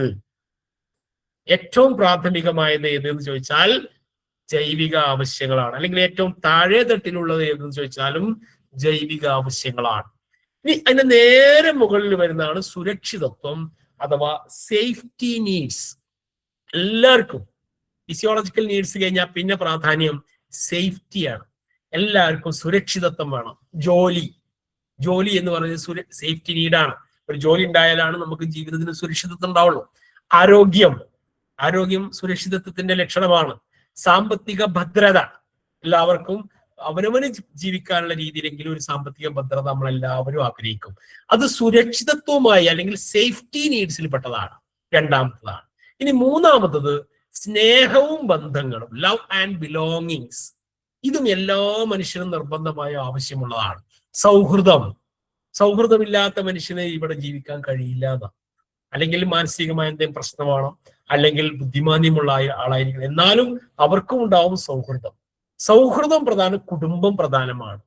അപ്പൊ സ്നേഹവും ബന്ധങ്ങളുമാണ് മൂന്നാമത്തെ നീഡ് ഹൈറാർക്കി. നാലാമത്തത് ആദരിക്കപ്പെടുക എന്ന് പറയുന്ന എല്ലാവർക്കും ആവശ്യമുള്ളതാണ്. ആത്മാഭിമാനം. ഒരു കുട്ടിയാണെങ്കിൽ പോലും നമ്മളൊക്കെ ചോദ്യങ്ങളൊക്കെ ക്ലാസ് റൂമുമായി കോണ്ടെക്സ്റ്റിൽ ചില ചോദ്യങ്ങളൊക്കെ പരീക്ഷയ്ക്ക് വരും. ഏതൊരു കുട്ടി ക്ലാസ് റൂമിൽ ചുമരുമ്പിൽ ചിത്രം വരച്ചു, ഒരു അധ്യാപിക എന്ന നിലയിൽ നിങ്ങൾ എന്ത് ചെയ്യും? ഇത്തരം ചോദ്യങ്ങളൊക്കെ ചിലപ്പോൾ പരീക്ഷയ്ക്ക് വരാം. ആപ്റ്റിറ്റ്യൂഡ് ക്വസ്റ്റ്യൻ ആണ്. ചിലപ്പോൾ ചീത്ത പറയുന്നതായിരിക്കും ഒന്നാമത്തത്. നമ്മൾ സാധാരണ ചെയ്ത് ചീത്ത പറയലാണ്. പക്ഷെ നമ്മൾ കേട്ടിട്ട് പരീക്ഷയ്ക്ക് അത് എഴുതിയാൽ മാർക്ക് കിട്ടൂല. കേട്ടിട്ട് പരീക്ഷയ്ക്ക് എഴുതുമ്പോൾ ആ കുട്ടിയെ കൂടുതൽ വരക്കാൻ പ്രോത്സാഹിപ്പിക്കുന്നുള്ള ഓപ്ഷൻ ഉണ്ടെങ്കിൽ അതിനാണ് മാർക്ക് കിട്ടുക. നമ്മൾ ചിന്തിക്കുന്നതിന് നേരെ ഓപ്പോസിറ്റ് ആയിരിക്കും ചോദ്യകർത്താവ് അത്തരം ചോദ്യങ്ങളിൽ, ആപ്റ്റിറ്റ്യൂഡ് ചോദ്യങ്ങളിൽ വരും. അപ്പൊ ഇവിടെ കുട്ടിയുടെ ആത്മാഭിമാനത്തെ വ്രണപ്പെടുത്തുന്ന ഒന്നും ക്ലാസ് റൂമിൽ ഉണ്ടാകാൻ പാടില്ല. അപ്പൊ അടിക്കാൻ പാടില്ല, ആത്മാഭിമാനത്തിനെ വ്രണപ്പെടുത്തും. മറ്റുള്ളവരെ മുന്നിൽ ചീത്ത പറയാൻ പാടില്ല, മോശമായ ആംഗ്യങ്ങൾ കാണിക്കാൻ പാടില്ല. ഇതെല്ലാം ആത്മാഭിമാനത്തെ, ഇത് കുട്ടിയെ മാത്രമല്ല ഏതൊരാളായാലും അയാൾക്ക് ആദരിക്കപ്പെടുക, എസ്റ്റീം നീഡ്സ് എന്ന് പറയുന്നത് അയാളുടെ ബേസിക് നീഡ് തന്നെയാണ്. ബഹുമാനം കൊടുക്കണം, അംഗീകാരം കൊടുക്കുക. അപ്പൊ ഇതെല്ലാം ഏറ്റവും പ്രധാനപ്പെട്ട നീഡാണ്. ഇനി ഏറ്റവും മുകളിലുള്ള, അത് എപ്പോഴും പരീക്ഷയ്ക്ക് ചോദിക്കുന്നതാണ്, ആവശ്യങ്ങളുടെ ശ്രേണിയിൽ ഏറ്റവും മുകൾ തട്ടിലുള്ളത് ആത്മസാക്ഷാത്കാരം അഥവാ സെൽഫ് ആക്ച്വലൈസേഷൻ. സ്വന്തം കഴിവിന്റെ പരമാവധിയിലെത്തുക എന്നുള്ളതാണ് ആത്മസാക്ഷാത്കാരം എന്ന് പറയുന്നത്. അപ്പൊ അങ്ങനെ 5 തട്ടുകളാണ്, 5 തട്ടുകളായിട്ടാണ് മനുഷ്യന്റെ ആവശ്യങ്ങളെ അബ്രഹാം മാസ്ലോ തരംതിരിച്ചിട്ടുള്ളത്. ജൈവിക ആവശ്യങ്ങൾ, സുരക്ഷിതത്വം, safety needs, love and belonging needs, esteem needs, self actualization need. പരീക്ഷയ്ക്ക് ഏറ്റവും താഴെ തട്ടും മുകൾ തട്ടും നമുക്ക് ചിലപ്പോൾ ചോദിക്കും. പല കേട്ടറ്റ് പരീക്ഷയ്ക്കും ഇടത്തട്ടുകളൊക്കെ ചോദിച്ചിട്ടുണ്ട്. അതുകൊണ്ട് ഇത് നമ്മൾ ക്ലിയർ ആയി പഠിക്കണം. ഇതിനെ കുറച്ചും കൂടെ ഡെപ്ത് ആയിട്ട് ഇങ്ങനെയും ചോദിച്ചിരുന്ന ഒരു പരീക്ഷയ്ക്ക് അബ്രഹാം മാസ്ലോയുടെ, സിമ്പിളാണ്, പേര് മാത്രമേ പ്രശ്നമുള്ളൂ, അബ്രഹാം മാസ്ലോയുടെ ആവശ്യങ്ങളുടെ ശ്രേണിയിൽ അപര്യാപ്തത ആവശ്യങ്ങൾ, ഡെഫിഷ്യൻസി നീഡ്സിൽ പെടാത്തത് എന്ന്. ഈ ആദ്യത്തെ 4 തലങ്ങളും അപര്യാപ്തത ആവശ്യങ്ങൾ അഥവാ ഡെഫിഷ്യൻസി നീഡ്സിൽ പെടുന്നതാണ്. ഡി നീഡ്സ് എന്നാണ് പറയാം. Physiological, safety, love, esteem. ഈ 4 അപര്യാപ്തത ആവശ്യത്തിൽ പെടുന്നതാണ്. ഇവ ഇല്ലാതിരിക്കുമ്പോൾ വ്യക്തിയിൽ അസ്വസ്ഥത ഉണ്ടാകും. അത്തരം ആവശ്യങ്ങളെയാണ് അപര്യാപ്തത ആവശ്യം അഥവാ ഡെഫിഷ്യൻസി നീഡ്സ് എന്ന് വിളിക്കുന്നത്. അപ്പൊ ആദ്യത്തെ 4 അപര്യാപ്തത ആവശ്യം. എന്നാൽ സത്വപരമായ ആവശ്യം ബീയിങ് നീഡ്സ് അല്ലെങ്കിൽ ബി നീഡ്സ് എന്ന് പറയുന്നത് ഏറ്റവും ഉയർന്ന തലമായ ആത്മസാക്ഷാത്കാരമാണ്. വ്യക്തിത്വ വളർച്ചക്കും ആത്മസംതൃപ്തിക്കുമാണ് സഹായം. ഇതില്ലെങ്കിലും മനുഷ്യന് മറ്റ് അസ്വസ്ഥതയൊന്നും ഉണ്ടാവില്ല. ആദ്യത്തെ 4 നീഡിലെ 4 തലങ്ങളാണ് യഥാർത്ഥത്തിൽ അപര്യാപ്തത ആവശ്യങ്ങൾ അഥവാ ഡെഫിഷ്യൻസി നീഡ്സ് എന്ന് പറയുന്നത്. ചിലപ്പോൾ അങ്ങനെ ചോദിക്കും, താഴെ കൊടുത്ത പേരിൽ ഡെഫിഷ്യൻസി നീഡ്സ്, അപര്യാപ്തത ആവശ്യങ്ങളിൽ പെടാത്തത് ഏത്? അങ്ങനെ ചോദിക്കുമ്പോൾ നമ്മൾ ഡെഫിഷ്യൻസി നീഡ്സ് ഏതാണെന്നും പറഞ്ഞു പോയിട്ടില്ലെങ്കിൽ കൺഫ്യൂഷൻ ആവും. ഒന്നുമില്ല, ആദ്യത്തെ 4 തലങ്ങൾ ഡെഫിഷ്യൻസി നീഡ്സ് ആണ്. Physiological, safety, love, esteem. Self actualization മാത്രമാണ് സത്വപരമായ ആവശ്യം. ഇതിൽ നിന്ന് ചോദിച്ച ചില ചോദ്യങ്ങൾ ഞാനൊന്ന് പറയാം. അബ്രഹാം മാസ്ലോയുടെ ആവശ്യങ്ങളുടെ ശ്രേണിയിൽ മനുഷ്യന്റെ ഏറ്റവും ഉയർന്ന നിലയിലുള്ള ആവശ്യമാണ് ഡാഷ്. ആൻസർ നമുക്കറിയാം, സ്വത്വ സാക്ഷാത്കാരം അഥവാ സെൽഫ് ആക്ച്വലൈസേഷൻ, ആത്മസാക്ഷാത്കാരം എന്നും മലയാളത്തിൽ പറയാം. വേറെ ക്വസ്റ്റ്യൻ, മനുഷ്യന്റെ ആവശ്യങ്ങളെ അബ്രഹാം മാസ്ലോ പ്രധാനമായും 2ആയി തിരിച്ചു. അവയാണ് കേട്ടോ, അങ്ങനെ ചോദ്യം വന്നിട്ടുണ്ട്. അപ്പൊ മനുഷ്യന്റെ ആവശ്യങ്ങളെ 2ആയി തിരിച്ചു എന്ന് പറഞ്ഞാൽ 5 ഉണ്ട്. ആ 5 വീണ്ടും 2ആക്കി തിരിച്ചതാണ്. അപ്പൊ ഒന്ന് ഡെഫിഷ്യൻസി നീഡ്സും മറ്റൊന്ന് ബീയിങ് നീഡ്സും. D needs and B needs ആണ്. ഡെഫിഷ്യൻസി നീഡ്സ് എന്ന് പറഞ്ഞാൽ ആദ്യത്തെ 4 ബീയിങ് നീഡ്സ് എന്ന് പറഞ്ഞാൽ അവസാനത്തതാണ്. നമ്മൾ പറഞ്ഞു കഴിഞ്ഞതാണ്. ഇനി അത് ഇതുമായി ബന്ധപ്പെട്ട ഹ്യൂമനിസവുമായി ബന്ധപ്പെട്ട ഒരാളെ, ഇത് അങ്ങനെ വലിയ ഉയർന്ന പരീക്ഷയ്ക്ക് 3rd കാറ്റഗറിയിലൊക്കെ ചോദിച്ചതാണ്, എന്നാൽ നമ്മൾ ജസ്റ്റ് ഇത് ഉൾപ്പെടുത്തിയെന്നുള്ളൂ. ട്രാൻസ് ഹ്യൂമനിസം എന്ന പദം ആദ്യമായി ഉപയോഗിച്ച വ്യക്തിയുടെ പേര് ജൂലിയൻ ഹക്സ്ലി. ട്രാൻസ് ഹ്യൂമനിസം എന്താണ് ട്രാൻസ് ഹ്യൂമനിസം എന്ന് ഞാൻ പറയാം. ട്രാൻസ് ഹ്യൂമനിസം എന്ന പദം ആദ്യമായി ഉപയോഗിച്ചത് ജൂലിയൻ ഹക്സ്ലി. ട്രാൻസ് ഹ്യൂമനിസം എന്ന് പറഞ്ഞാൽ സാങ്കേതിക വിദ്യ, ആർട്ടിഫിഷ്യൽ ഇന്റലിജൻസ്, ബയോടെക്നോളജി എന്നിവ മനുഷ്യന്റെ ചിന്തയെയും വ്യക്തിത്വത്തെയും പുനർനിർവചിക്കുന്ന പുതിയ കാഴ്ചപ്പാടാണ്. അപ്പൊ നമുക്ക് എല്ലാ ആണ്, എന്ത് കൊടുത്താലും എയിൽ കിട്ടും. അപ്പൊ ഇതിനെയാണ് നമ്മൾ ശരിക്കും പോസ്റ്റ് ഹ്യൂമനിസം, ട്രാൻസ് ഹ്യൂമനിസത്തിന്റെ മറ്റൊരു ഭാഗമാണ് പോസ്റ്റ് ഹ്യൂമനിസം. സാങ്കേതിക വിദ്യ, ആർട്ടിഫിഷ്യൽ ഇന്റലിജൻസ്, ബയോടെക്നോളജി എന്നിവ മനുഷ്യന്റെ ചിന്തയെയും വ്യക്തിത്വത്തെയും പുനർനിർവചിക്കുന്നു എന്ന പുതിയ കാഴ്ചപ്പാടാണ്. അത് മുന്നോട്ട് വെച്ച വ്യക്തിയാണ് ജൂലിയൻ ഹക്സ്ലി. ജസ്റ്റ് നോട്ട് ചെയ്ത് വെച്ചാൽ മതി ആ പേരും ആ ട്രാൻസ് ഹ്യൂമനിസം എന്നുള്ള ആ പേര്. ഇനി മറ്റ് ഇതുമായിട്ട് ബന്ധപ്പെട്ട ഹ്യൂമനിസവുമായി ബന്ധപ്പെട്ട മറ്റ് രണ്ട് പദങ്ങളോട് പറയാം. ഒന്ന് സെൽഫ് എസ്റ്റീം അഥവാ ആത്മാദരം. ഒരു വ്യക്തി തന്നെ കുറിച്ചുള്ള മനോഭാവങ്ങളെ വിലയിരുത്തുന്നതിലൂടെ രൂപപ്പെടുത്തുന്ന സ്വയം മതിപ്പിനെയാണ് സെൽഫ് എസ്റ്റീം അഥവാ അല്ലെങ്കിൽ ആത്മാദരം. ഒരു വ്യക്തി തന്നെ കുറിച്ചുള്ള മനോഭാവങ്ങളെ വിലയിരുത്തുന്നതിലൂടെ രൂപപ്പെടുത്തുന്ന സ്വയം മതിപ്പ്. ഇപ്പൊ എന്റെ സ്വഭാവങ്ങളെ കാറ്റഗറൈസ് ചെയ്തിട്ട് അതിനെ ഞാൻ തന്നെ വിലയിരുത്തുന്നതിനാണ് സെൽഫ് എസ്റ്റീം എന്ന് പറയാം. അപ്പൊ സെൽഫ് എസ്റ്റീമുമായി ബന്ധപ്പെട്ട ഇങ്ങനെ കണ്ടെത്താനുള്ള ഇൻവെന്ററികൾ, അതിന്റെ ഉപകരണങ്ങൾ കണ്ടെത്തിയ ആൾക്കാരെ പേരും ആ സ്കെയിലും എന്താണെന്ന് മാത്രം നോട്ട് ചെയ്യുക. ഒന്ന് Rosenberg self esteem scale. Rosenberg self esteem scale. ആത്മാദരം, ഒരു വ്യക്തി തന്നെ കുറിച്ചുള്ള മനോഭാവങ്ങളെ സ്വയം വിലയിരുത്താൻ ഉള്ള ഒരു ടൂളാണ് റോസൻബർഗ് സെൽഫ് എസ്റ്റീം സ്കെയിൽ. മറ്റൊന്ന് self esteem inventory. Rosenberg self esteem സ്കെയിലിൽ 10 പ്രസ്താവനയാണ് കൊടുക്കുക. 4 പോയിന്റ് സ്കെയിലാണ്. അതിന് ഉയർന്ന സ്കോർ കിട്ടുന്നതനുസരിച്ചാണ് ആത്മാദരം കാണിക്കുക. അതൊന്നും ഒന്നും ചോദ്യം വരില്ല, എത്ര പ്രസ്താവന ഉണ്ടെന്നൊന്നും ചോദിക്കില്ല. ജസ്റ്റ് നോട്ട് ചെയ്താൽ വേണ്ടി ഞാനൊന്ന് എഴുതിയതുള്ളൂ. സെൽഫ് എസ്റ്റീം ഇൻവെന്ററിയിൽ 20 പ്രസ്താവനയാണ്. ഇങ്ങനെ പ്രസ്താവനകൾ വെച്ച് നമുക്ക് ആ ഗുണം ഉണ്ടോ എന്ന് നമ്മൾ തന്നെ ടിക്ക് ചെയ്ത് നമ്മളെ വിലയിരുത്തുന്നതാണ് യഥാർത്ഥത്തിൽ സെൽഫ് എസ്റ്റീം. കുട്ടിയുടെ സ്വയം ബഹുമാനത്തെ, ഇതുമായി ബന്ധപ്പെട്ട ചോദ്യം വന്നാണ്, കുട്ടിയുടെ സ്വയം ബഹുമാനത്തെ ഏറ്റവും കുറച്ച് സ്വാധീനിക്കുന്നത് എന്ത്? കുട്ടിയുടെ സ്വയം ബഹുമാനത്തെ ഏറ്റവും കുറവ് സ്വാധീനിക്കുന്നത് എന്ത്? ടീച്ചറുടെ അംഗീകാരം, കൂട്ടുകാരുടെ സ്വാധീനം, രക്ഷാകർത്തൃത്വ രീതി, ഇതൊക്കെ നന്നായി ഇതാവും. സോഷ്യൽ മീഡിയയിലെ ഇടപെടൽ അങ്ങനെ വല്ലാതെ സ്വാധീനിച്ചോളന്നില്ല. ബഹുമാനത്തെ സ്വാധീനിച്ചോളന്നില്ല, അത് ബഹുമാനവുമായി ബന്ധപ്പെട്ടില്ല. അപ്പൊ ഇത് ഒരു ജനറൽ ക്വസ്റ്റ്യൻ ആണ്. നിങ്ങളുടെ ചോദ്യങ്ങളൊക്കെ നമുക്ക് ജനറൽ ആയിട്ട് ചിലപ്പോൾ വരാം. ഒരു കുട്ടിയുടെ സ്വയം ബഹുമാനത്തെ ഏറ്റവും കുറവ് സ്വാധീനിക്കുന്നത് ഏത്? ബാക്കി അവസാനത്തെ 3 കുട്ടിയെ നേരിട്ട് സ്വാധീനിക്കുന്നതാണ്. സോഷ്യൽ മീഡിയ അങ്ങനെ സ്വാധീനിക്കുന്നതല്ല. ഇനി അടുത്ത പ്രധാനപ്പെട്ട 3ാമത്തെ സമീപനമാണ് മനോവിശ്ലേഷണ സിദ്ധാന്തം, സൈക്കോ അനലിറ്റിക് തിയറി. മനോവിശ്ലേഷണ സിദ്ധാന്തം അഥവാ സൈക്കോ അനലിറ്റിക് തിയറി.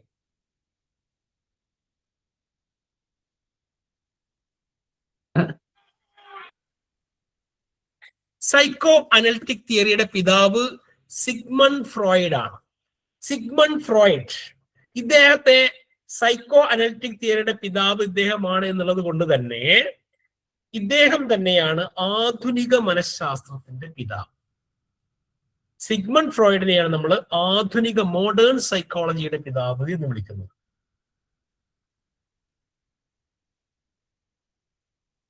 അപ്പോ അദ്ദേഹത്തിന്റെ മനോവിശ്ലേഷണ സിദ്ധാന്തം അത് ഏറ്റവും പ്രധാനപ്പെട്ടതാണ്. പരീക്ഷയ്ക്ക് ഒരു മാർക്ക് ചെയ്ത് ഇപ്പൊ ഈ സൈക്കോ അനലിറ്റിക് തിയറി എന്നൊരു ചോദ്യം വരും, മാനവികതാവാദത്തിൽ നിന്നൊരു ചോദ്യം വരും, ട്രൈറ്റ് അപ്രോച്ചിൽ നിന്നൊരു ചോദ്യം. 3 ചോദ്യം ഉറപ്പായിട്ടും ഈ പേഴ്സണാലിറ്റിയിൽ നിന്ന് ഇവരുടെ തിയറിയിൽ നിന്നാണ് വരിക.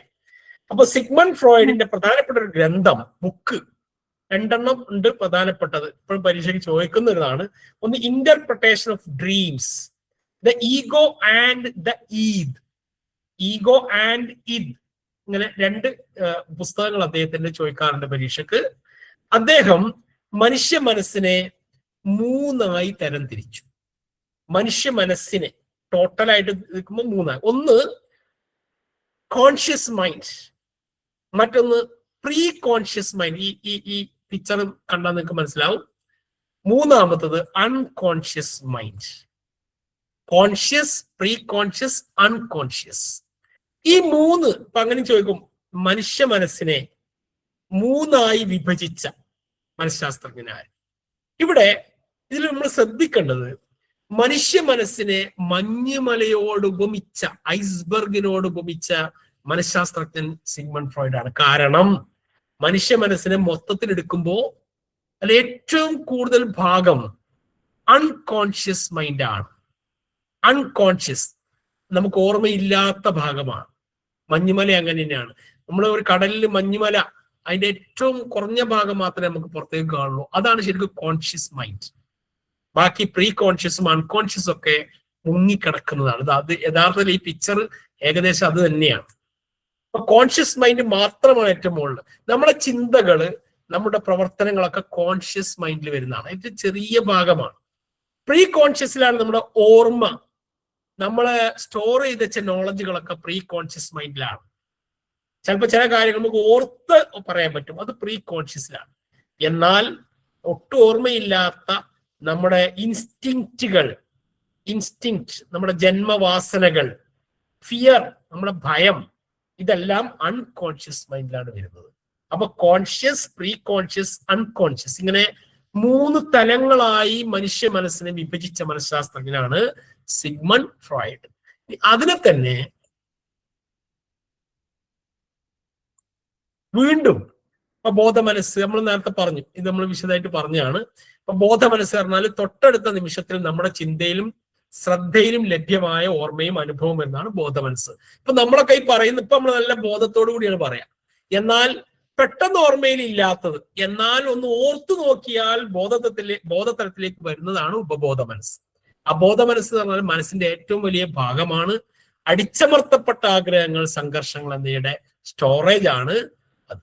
ഇനി മനുഷ്യന്റെ ബോധ മനസ്സിനെ വീണ്ടും 3ആയി അദ്ദേഹം തരംതിരിച്ചിട്ടുണ്ട്. അതും വളരെ പ്രധാനപ്പെട്ട ഒരു ഏരിയയാണ്, പരീക്ഷയ്ക്ക് വരുന്ന ഒരു പ്രധാന ഏരിയയാണ്. അപ്പൊ ബോധ മനസ്സിനെ ഇത്, ഈഗോ, സൂപ്പർ ഈഗോ, ഇതിന് തന്നെയാണ് മലയാളം ഇംഗ്ലീഷും. അഹം എന്നാണ് ഈഗോ, അത്യഹം എന്നാണ് സൂപ്പർ ഈഗോ. ഇത് 3 നമ്മൾ ശരിക്കും മനസ്സിലാക്കി വെക്കണം. ഇത് എന്ന് പറഞ്ഞാൽ പ്രാകൃതമായ ചോദനകളാണ്.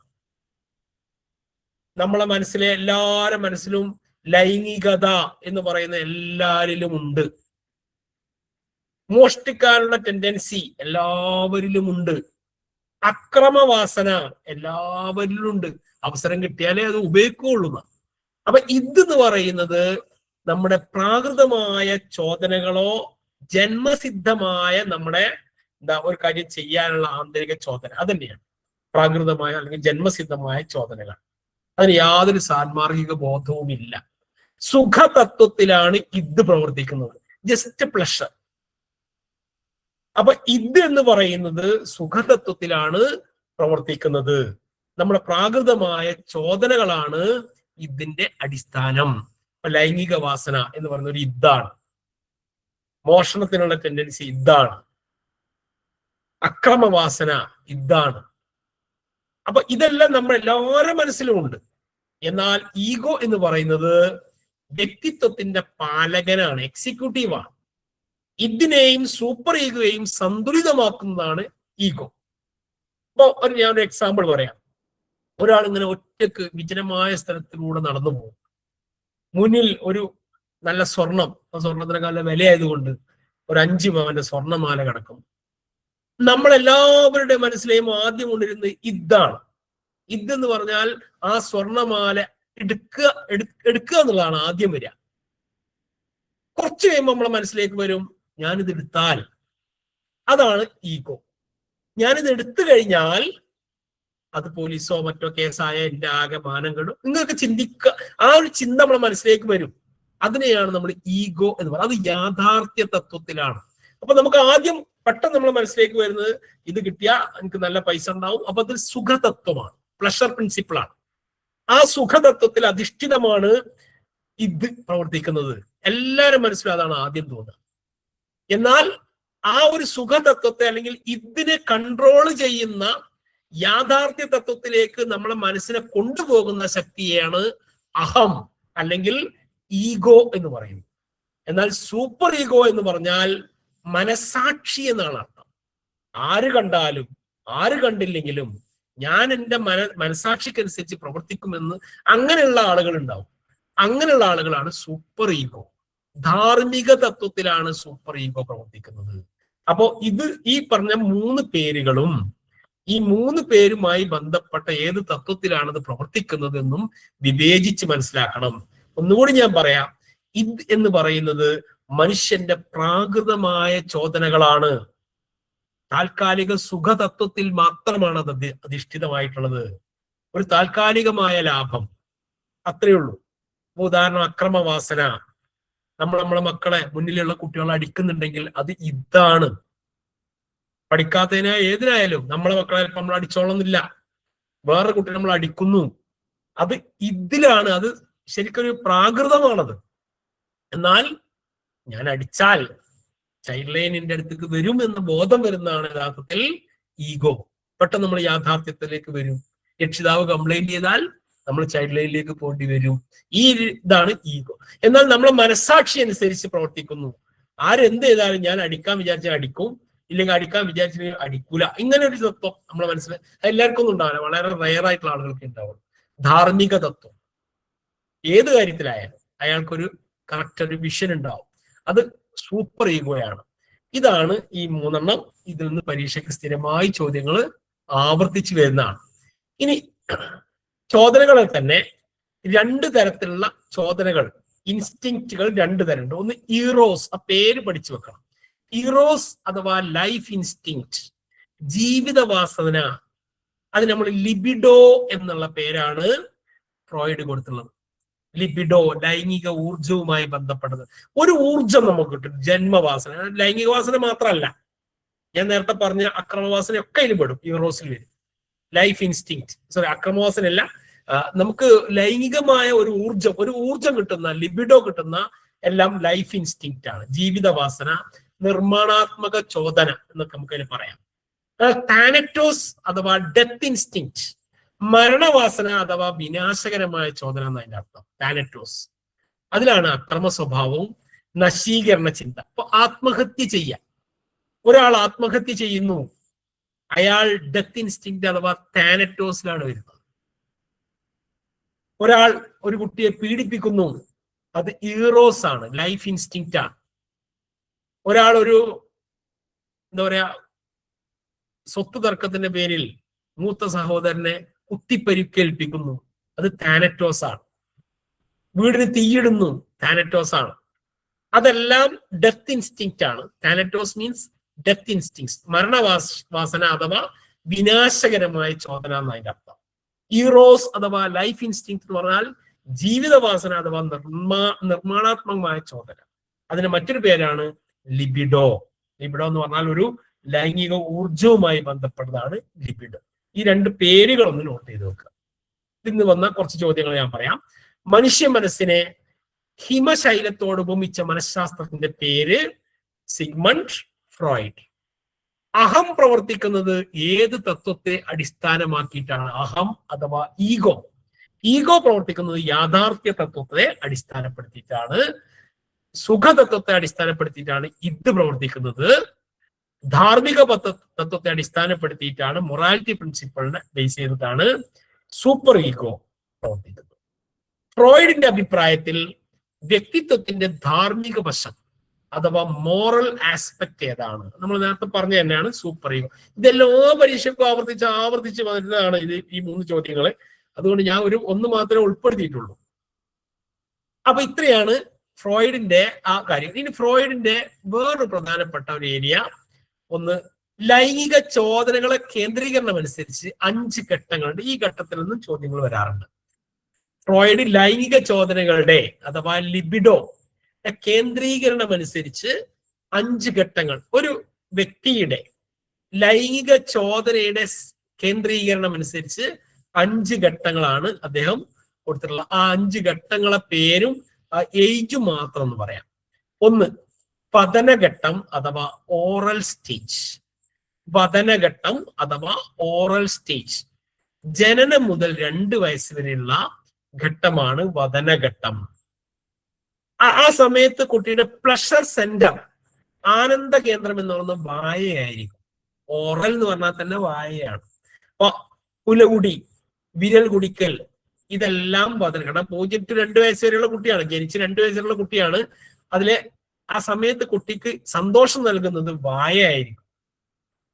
ആ സന്തോഷം ഇല്ലാതായാൽ, സ്തംഭനം വന്നാൽ, വലിയ ആളാവുമ്പോൾ കുട്ടി നഖം കടിക്കൽ, വിരൽ കുടിക്കൽ, പുകവലി, മദ്യപാനം എന്നിവക്ക് കാരണമാകാം എന്നാണ് സിഗ്മണ്ട് ഫ്രോയിഡ് പറഞ്ഞിട്ടുള്ളത്. അപ്പോ വദനഗുദ ഘട്ടങ്ങൾ 5 സ്റ്റേജുകളാണുള്ളത്. ആ ഘട്ടങ്ങളാണ് നമ്മൾ പറഞ്ഞുകൊണ്ടിരിക്കുന്നത്. ഒരാളുടെ ലൈംഗിക ചോദനകളെ ഏജിനനുസരിച്ച് 5 ഘട്ടങ്ങളായിട്ടാണ് സിഗ്മണ്ട് ഫ്രോയിഡ് പറഞ്ഞിട്ടുള്ളത്. അതിൽ ഒന്നാമത്തെ ഘട്ടം വദനഘട്ടം അഥവാ ഓറൽ സ്റ്റേജ്, ജനനം മുതൽ 2 വയസ്സ് വരെയുള്ള ഘട്ടമാണ്. ആ സമയത്ത് കുട്ടിയുടെ സെന്റർ ഓഫ് പ്ലഷർ എന്ന് പറയുന്നത് വായയായിരിക്കും, മൗത്തായിരിക്കും. എക്സാമ്പിൾ മുലകുടി ആ പ്രായത്തിലാണല്ലോ. അതേപോലെ മുലകുടി കിട്ടാത്ത സമയത്ത് വിരല് കുടിക്കും.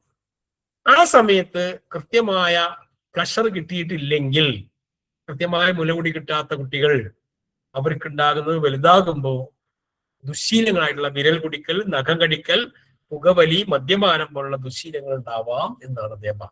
ഇനി രണ്ടാമത്തെ ഘട്ടം ബുധഘട്ടം അഥവാ ആനൽ സ്റ്റേജ്. 2 വയസ്സ് മുതൽ 3 വയസ്സ് വരെയുള്ള ഘട്ടത്തെയാണ് ആനൽ സ്റ്റേജ് എന്ന് പറയുന്നത്. ആ സമയത്ത് പ്ലഷർ ഓഫ് അറ്റൻഷൻ എന്ന് പറയുന്നത്, സെന്റർ ഓഫ് പ്ലഷർ എന്ന് പറയുന്നത് ബുധഭാഗമാണ്. അതുകൊണ്ട് തന്നെ ഈ ഘട്ടത്തെ ടോയ്ലറ്റ് ട്രെയിനിങ് ഘട്ടം എന്ന് പറയും. ടോയ്ലറ്റ് ട്രെയിനിങ് എന്ന് പറയുന്നത് ഫ്രോയിഡിന്റെ ബുധഘട്ടത്തിലാണ്. കുട്ടികൾക്ക് ടോയ്ലറ്റ് ട്രെയിനിങ് നൽകുന്ന ഏജാണ് 2 വയസ്സ് മുതൽ 3 വയസ്സ് വരെയുള്ള. ഇവിടെയും ഇത്തരം ട്രെയിനിങ് ഒന്നും കിട്ടിയിട്ടില്ലെങ്കിൽ അമിതമായ നിബന്ധനകൾ, ഓവർ നിബന്ധന കൊടുത്തു കഴിഞ്ഞാൽ ഈ കുട്ടിക്ക് ഉത്കണ്ഠ ഉണ്ടാവുന്നത്. അപ്പൊ ടോയ്ലറ്റ് ട്രെയിനിങ് ഓവർ ആക്കിയാൽ, ഈ സമയത്ത് ഓവറായിട്ട് രക്ഷിതാക്കളുടെ നിബന്ധനകളോ മറ്റോ വന്നാൽ, ട്രെയിനിങ് ഒക്കെ കൊടുക്കണം, പക്ഷെ ഓവറായി കഴിഞ്ഞാൽ ഭാവിയിൽ അമിതമായ ചിട്ട, വൃത്തിബോധം, ഉത്കണ്ഠ അങ്ങനെയൊക്കെ കുട്ടികളിലേക്ക് ഉണ്ടാവും. അതായത് ചില ആൾക്കാർക്ക് നമുക്ക് കാണാലോ, എന്താ പറയാ, നമ്മള് എത്ര വൃത്തിയായാലും അവർക്ക് അത് മതിയാവില്ല. എല്ലാത്തിനും ഒരു പ്രത്യേക ഒരു സെൻസ് ആയിരിക്കും അവർക്ക് ഉണ്ടാവുക. അത്തരം ആളുകൾക്ക് ഈ പ്രായത്തിൽ ഓവറായിട്ട് രക്ഷിതാക്കളുടെ ഇടയിൽ നിന്ന് അവർക്ക് റെസ്ട്രിക്ഷൻസ് കിട്ടിയിട്ടുള്ള ആളുകളാവും. ഇതാണ് രണ്ടാമത്തെ ഘട്ടം. മൂന്നാമത്തെ ഘട്ടമാണ് ലിംഗഘട്ടം അഥവാ ഫാലിക് സ്റ്റേജ്. 3 വയസ്സ് മുതൽ 5 വയസ്സ് വരെയുള്ള കാലമാണത് ലിംഗഘട്ടം അഥവാ ഫാലിക് സ്റ്റേജ്. ആൺ പെൺ വ്യത്യാസം കുട്ടികൾ തിരിച്ചറിയുന്ന ഘട്ടത്തെയാണ് ലിംഗഘട്ടം എന്ന് പറയാം. ആൺ പെൺ വ്യത്യാസം, ഞാൻ ആണാണെന്നും പെണ്ണാണെന്നൊക്കെ തിരിച്ചറിയാൻ പറ്റുന്ന ഒരു പ്രായം 3 to 5. ഈ ഇതിൽ എപ്പോഴും പരീക്ഷയ്ക്ക് ചോദിക്കുന്ന 2 വേർഡ്സ് ആണ്. ഒന്ന് മാതൃകാമന അഥവാ ഈഡിപ്പസ് കോംപ്ലക്സ്, മറ്റൊന്ന് പിതൃകാമന അഥവാ ഇലക്ട്രാ കോംപ്ലക്സ്. ആൺകുട്ടികൾക്ക് മാതാവിനോട് തോന്നുന്ന വൈകാരികമായ അഭിനിവേശമാണ് പിതാവിനോട് തോന്നുന്ന അസൂയയായി വരും. അതിനെയാണ് ഈഡിപ്പസ് കോംപ്ലക്സ്.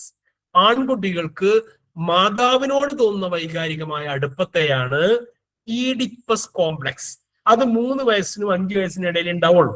അത് കഴിഞ്ഞാൽ ആ പ്രശ്നമൊന്നുമില്ല. ആ കാലഘട്ടത്തിൽ ആൺകുട്ടികൾക്ക് മാതാവിനോടൊരു അടുപ്പം കൂടും. അതിനെയാണ് ഫ്രോയിഡ് ഈഡിപ്പസ് കോംപ്ലക്സ്.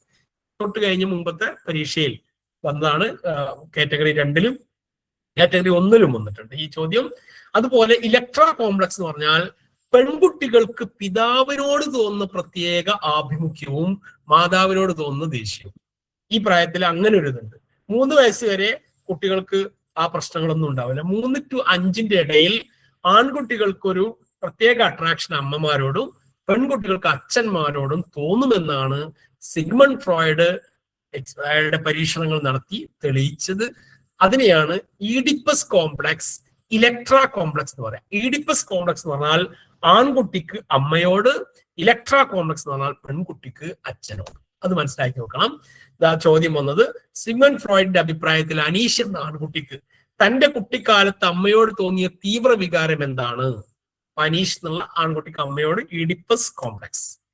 കുട്ടികളിൽ കാണപ്പെടുന്ന നഖം കടിക്കൽ, വിരൽ കുടിക്കൽ തുടങ്ങിയ ശീലങ്ങൾ ഏത് വികാസഘട്ടത്തിലെ പ്രശ്നങ്ങൾ മൂലമാണ് ഉണ്ടാകുന്നത്?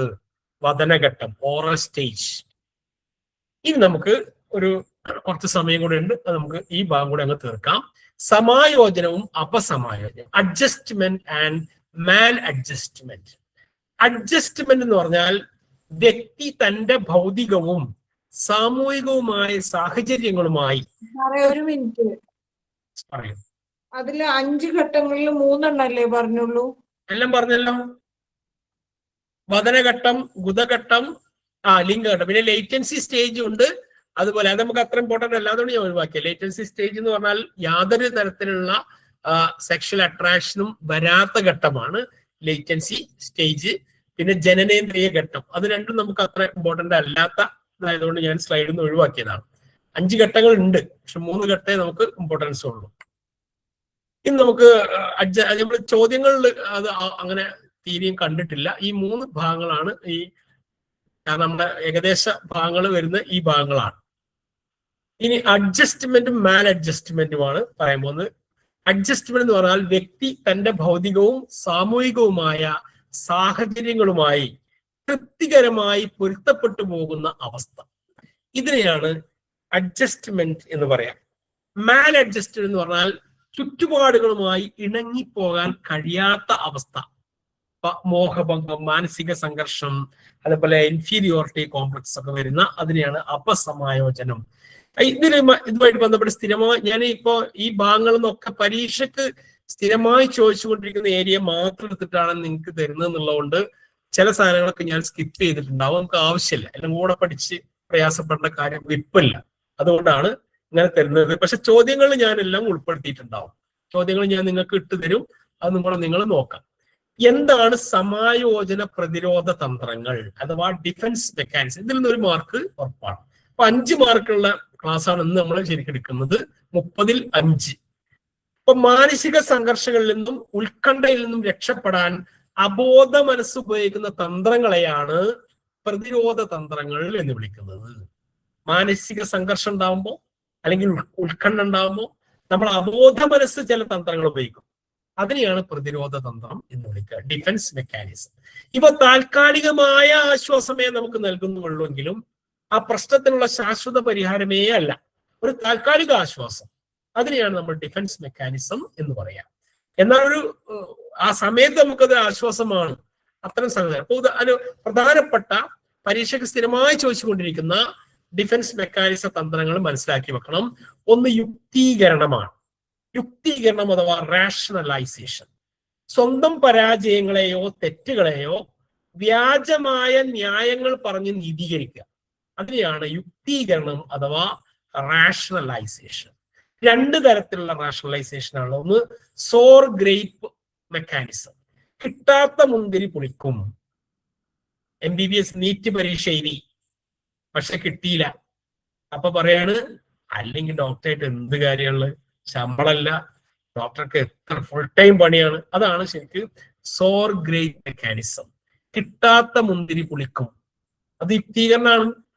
കിട്ടിയിട്ടില്ല, അപ്പൊ സ്വാഭാവികമായിട്ടും അതിന്റെ മോശമായ ഭാഗം മാത്രം ഹൈലൈറ്റ് ചെയ്യും. മറ്റൊന്ന് സ്വീറ്റ് ലെമൺ മെക്കാനിസം, മധുര നാരങ്ങാമുക്തി. ഉദാഹരണത്തിന് ഒരാൾക്ക് സസ്പെൻഷൻ കിട്ടി, അപ്പൊ അയാൾ പറയാണ്, സസ്പെൻഷൻ കിട്ടിയോണ്ട് കുറച്ചു കാലം കുടുംബത്തിന്റെ ഒപ്പം നിൽക്കാം. ഇങ്ങനെ പറയുന്നത് ഒരു യുക്തീകരണമാണ്. ശരിക്കും സസ്പെൻഷൻ അയാൾക്ക് സങ്കടം തന്നെയാണ്, പക്ഷെ അതിനെ അയാൾ എന്ത് ചെയ്യണം, സ്വീറ്റ് ലെമൺ ആക്കി മാറ്റിയാണ്. ഇത്രയും കാലം കുടുംബത്തിനൊപ്പം നിൽക്കാൻ പറ്റില്ല, കുറച്ച് സസ്പെൻഷൻ കിട്ടിക്കോട്ടെ, ആ 4 മാസം കിട്ടും. അതിനെയാണ് സ്വീറ്റ് ലെമൺ മെക്കാനിസം. ഇപ്പൊ യുക്തീകരണം എപ്പോഴും പരീക്ഷയ്ക്ക് വരുന്നതാണ്.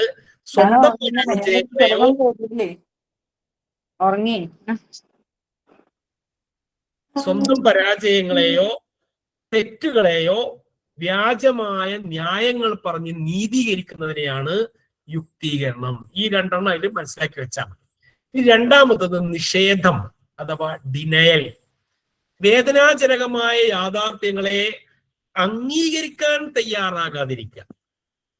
ചിലപ്പോ നമ്മൾ തോറ്റു, പരീക്ഷയിൽ തോറ്റു, ഞാൻ അംഗീകരിക്കൂല. അപ്പൊ അർജന്റീന തോറ്റു, അപ്പൊ അർജന്റീനക്കാര് പറയാണ് റഫറിന്റെ മോശമാണ്, അത് മൈൻഡ് ചെയ്യാതെ നിൽക്കുക, അത് അനിഷ്ട സംഭവങ്ങൾ കണ്ടില്ലെന്ന് നടിക്കുക. ഇതൊക്കെ നിഷേധമാണ്. ഇത് നമ്മൾ വേണമെങ്കിൽ ഒട്ടകപക്ഷി മനോഭാവം എന്നും വിളിക്കും. ഓസ്ട്രിച്ച് ആറ്റിറ്റ്യൂഡ് എന്ന് വിളിക്കുന്നതും നിഷേധം തന്നെയാണ്. മൂന്നാമത്തത് ദമനം അഥവാ റിപ്രഷൻ. വേദനാജനകമായ ഓർമ്മകളെ അബോധ മനസ്സിലേക്ക് തള്ളിവിടുന്ന പ്രക്രിയ, ബോധപൂർവമായ മറവി എന്നാണ് ഇതിനെ വിളിക്കുക. ഇത് കഴിഞ്ഞ കേട്ടറ്റിൽ ചോദിച്ചതാണ്, കാറ്റഗറി 2 ചോദിച്ചതാണ്. ബോധപൂർവമായ മറവി എന്ന് ഫ്രോയിഡ് പറഞ്ഞ ഡിഫൻസ് മെക്കാനിസം ഏത്? ദമനമാണ്, റിപ്രഷനാണ്. നമുക്ക് വേദനയുള്ള ഓർമ്മകളെ നമ്മൾ എന്ത് ചെയ്യും? അബോധ മനസ്സിലേക്ക് തള്ളിവിടും. ഒരാൾ നമ്മൾ ഏറ്റവും അടുത്ത ആൾ മരണപ്പെട്ടു, കുറച്ചു കാലം നമ്മളെ മനസ്സിലുണ്ടാവും, പിന്നെ മനഃപൂർവ്വം നമ്മൾ അതിനെ അബോധ മനസ്സിലേക്ക് തള്ളിവിടും. അത് ദമനം. 3 ഇവിടെ പറഞ്ഞു: യുക്തീകരണം, നിഷേധം, ദമനം. അടുത്തത് പ്രക്ഷേപണം, പ്രൊജക്ഷൻ. സ്വന്തം കുറ്റങ്ങളും പരാജയങ്ങളും മറ്റൊരാളുടെ മേൽ ആരോപിക്കുക. സ്വന്തം കുറ്റങ്ങളും പരാജയങ്ങളും മറ്റൊരാളുടെ മേൽ ആരോപിക്കുക, പ്രക്ഷേപണം. ഇപ്പൊ ക്രിക്കറ്റിൽ ഔട്ടാവുമ്പോൾ ബാറ്റുമൊക്കെ നോക്കിയിട്ട് കളിക്കാൻ പോവുക. ബാറ്റാണ് കുഴപ്പം, അയാളെ കുഴപ്പമല്ല. അതാണ് പ്രക്ഷേപണം. പരീക്ഷയിൽ തോറ്റ കുട്ടി പറയാണ്, ക്ലാസ് പരീക്ഷയിലൊക്കെ തോറ്റാലേ ടീച്ചർ കല്ലിങ്കൻ എന്നോട് ദേശീയ എനിക്ക് മാർക്ക് കിട്ടിയില്ല എന്ന് പറയും. അത് പ്രക്ഷേപണമാണ്. എന്റെ കുറ്റമല്ല, അത് വേറൊരാളുടെ കുറ്റമാണ്. അതിലേക്കുള്ള പ്രൊജക്ട് ചെയ്യുക, അതിനെയാണ് പ്രക്ഷേപണം. മറ്റൊന്ന് ഉദാത്തീകരണം അഥവാ സബ്ലിമേഷൻ. സാമൂഹികമായി അസ്വീകാര്യമായ ആഗ്രഹങ്ങളെ അംഗീകാരമുള്ള നല്ല കാര്യങ്ങളിലേക്ക് തിരിച്ചുവിടുക. അസ്വീകാര്യമായ ആഗ്രഹങ്ങളെ അംഗീകാരമുള്ള നല്ല കാര്യങ്ങളിലേക്ക് തിരിച്ചുവിടുക. ഉദാഹരണം ഞാൻ പറയാം, ഒരാൾക്ക് മക്കളുണ്ടാവില്ല, അപ്പൊ അയാൾക്ക് ഒരു എത്തീങ്കാരം തുടങ്ങാൻ തോന്നുന്നത്. മക്കളെ ഉണ്ടാവില്ല എന്ന് ഉറപ്പുള്ള ഒരാൾക്ക് അതിനെ ഉദാത്തീകരിക്കാൻ വേണ്ടി അയാള് കുറച്ച് ആൾക്കാർ മക്കളെ ദത്തെടുക്കുക, അല്ലെങ്കിൽ എത്തീങ്കാനേക്ക് നല്ല സംഭാവന കൊടുക്കുക, അത് ചെയ്യുക. അല്ലെങ്കിൽ കവിത എഴുത്തിലേക്ക് തിരിയുക. ഈ റിട്ടയർ ചെയ്താലൊക്കെ ആൾക്കാർ ഫുള്ള് കവിത എഴുത്താക്കും, അല്ലെങ്കിൽ സാമൂഹ്യ സേവനമാണ്. ഇതൊക്കെ ഉദാത്തീകരണമാണ്. എന്റെയിലുള്ള എന്തോ മോശമായ കാര്യങ്ങളെ അത് നല്ല രീതിയിലേക്ക് തിരിച്ചുവിടാൻ വേണ്ടിയിട്ട് നമ്മൾ മനസ്സ് പ്രത്യേകം തയ്യാറെടുക്കും. അതിനെയാണ് ഉദാത്തീകരണം. മറ്റൊന്ന് അനുപൂരണം. ഒരു രംഗത്തെ പരാജയം മറ്റൊരു രംഗത്തെ മികവിലൂടെ മറികടക്കാൻ ശ്രമിക്കും. കോമ്പൻസേഷൻ എന്നാണ് പറയാം. പഠനത്തിൽ പിന്നോക്കമുള്ള കുട്ടി ക്ലാസ്സിൽ മറ്റുള്ളവരെ ഉപദ്രവിക്കുന്നതിൽ ഉഷാറാവും. അപ്പോ അവിടെയാണ് ആ ടീച്ചറെ ശ്രദ്ധ കിട്ടാൻ വേണ്ടിയിട്ട് അവൻ ചെയ്യും. ചിലപ്പോൾ കായിക രംഗത്തും തുടങ്ങും. അപ്പോ നല്ല സ്പോർട്സ് താരങ്ങൾ വലിയ പഠിപ്പൊന്നും ഉണ്ടാവില്ല, കായിക രംഗത്ത് ഉഷാറായിരിക്കും. അതേപോലെ ലീഡർ ആകാന്ന് പറയും. പഠനത്തിൽ മോശമാണ്, ആരാ ലീഡർ ആകുക? ഞാൻ ആകാ. അപ്പൊ ആ കുട്ടി മറ്റൊരു മേഖലയിൽ തിളങ്ങാൻ ശ്രമിക്കും. ഒരു രംഗത്തെ പരാജയം മറ്റൊരു രംഗത്തെ മികവിലൂടെ മറികടക്കാൻ ശ്രമിക്കും. അതിനെയാണ് അനുപൂരണം അഥവാ കോമ്പൻസേഷൻ. അടുത്തത് സ്ഥാനാന്തരണം അഥവാ ഡിസ്പ്ലേസ്മെന്റ്. ഒരു വ്യക്തിയോടുള്ള ദേഷ്യമോ വികാരമോ ഭയമില്ലാത്ത മറ്റൊരു വ്യക്തിയോടോ വസ്തുവിനോടോ തീർക്കുക. ഇത് നമ്മൾ ഇങ്ങനെയും പറയും, അങ്ങാടിയിൽ തോറ്റതിന് അമ്മയോട് എന്ന് പറയും. സ്ഥാനാന്തരണം അഥവാ ഡിസ്പ്ലേസ്മെന്റ്. ഓഫീസിലെ സൂപ്രണ്ട് ചൂടായതിന് വീട്ടിൽ വന്ന് മക്കളോട് ചൂടാവുക, അത് സ്ഥാനാന്തരണമാണ്, ഡിസ്പ്ലേസ്മെന്റ് ആണ്. അല്ലെങ്കിൽ വീട്ടിൽ നിന്ന് ഹസ്ബൻഡ് ചൂടായതിന് ക്ലാസ് പോയി മക്കളെ തല്ല. അതായത് ഒരു വ്യക്തിയോടുള്ള ദേഷ്യമോ വികാരമോ ഭയമില്ലാത്ത മറ്റൊരു വ്യക്തിയോടോ വസ്തുവിനോടോ തീർക്കുക, അതാണ് ഡിസ്പ്ലേസ്മെന്റ് അഥവാ സ്ഥാനാന്തരണം. അങ്ങാടിയിൽ തോറ്റതിന് അമ്മയോട് തന്നെയാണ് അതിന്റെ യഥാർത്ഥ മലയാളം. നമുക്ക് ഇങ്ങനെ പറയാം, വീട്ടിൽ നിന്നുള്ള പ്രശ്നം, ഹസ്ബൻഡും ഭാര്യയും തമ്മിൽ വിഷയം ഉണ്ടായി. അപ്പൊ ഭാര്യ ടീച്ചറാണ്, ക്ലാസ്സിൽ വന്നിട്ട് ഹസ്ബൻഡിനുള്ള ദേഷ്യം ക്ലാസ്സിലെ കുട്ടിയോട് തീർക്കും ചിലര്, അത് സ്ഥാനാന്തരണമാണ്. അടുത്തത് താതാത്മീകരണം അഥവാ ഐഡന്റിഫിക്കേഷൻ. മറ്റുള്ളവരുടെ വിജയത്തിലും പ്രശസ്തിയിലും പങ്കാളിയായി ആത്മാഭിമാനം കണ്ടെത്തുക, അത് താതാത്മീകരണമാണ്. ഫാൻസ് അസോസിയേഷനുകളൊക്കെ അതിന്റെ ഭാഗമാണ്. ഇപ്പൊ മെസ്സിന്റെ 10ാം നമ്പർ ജേഴ്സി എല്ലാ കുട്ടികളും വാങ്ങിയിടും. എന്താണ്? താതാത്മീകരണമാണ്. ഞാനാണ് മെസ്സി എന്നുള്ള ഒരു ബോധം നമ്മൾ അബോധ മനസ്സിൽ വരികയാണ്. അതുകൊണ്ടാണ് 10ാം നമ്പർ വാങ്ങിയിടുന്നത്. മമ്മൂട്ടി നടക്കുന്നത് പോലെ ചില കുട്ടികൾ കാണാൻ നടക്കുന്നത്. വീരാരാധനയൊക്കെ അതിൽ വിടുന്നത് തന്നെയാണ്. നമുക്കൊരു ഐഡിയൽ നമ്മളെ മനസ്സിലേക്ക് സൃഷ്ടിക്കപ്പെടുന്നു.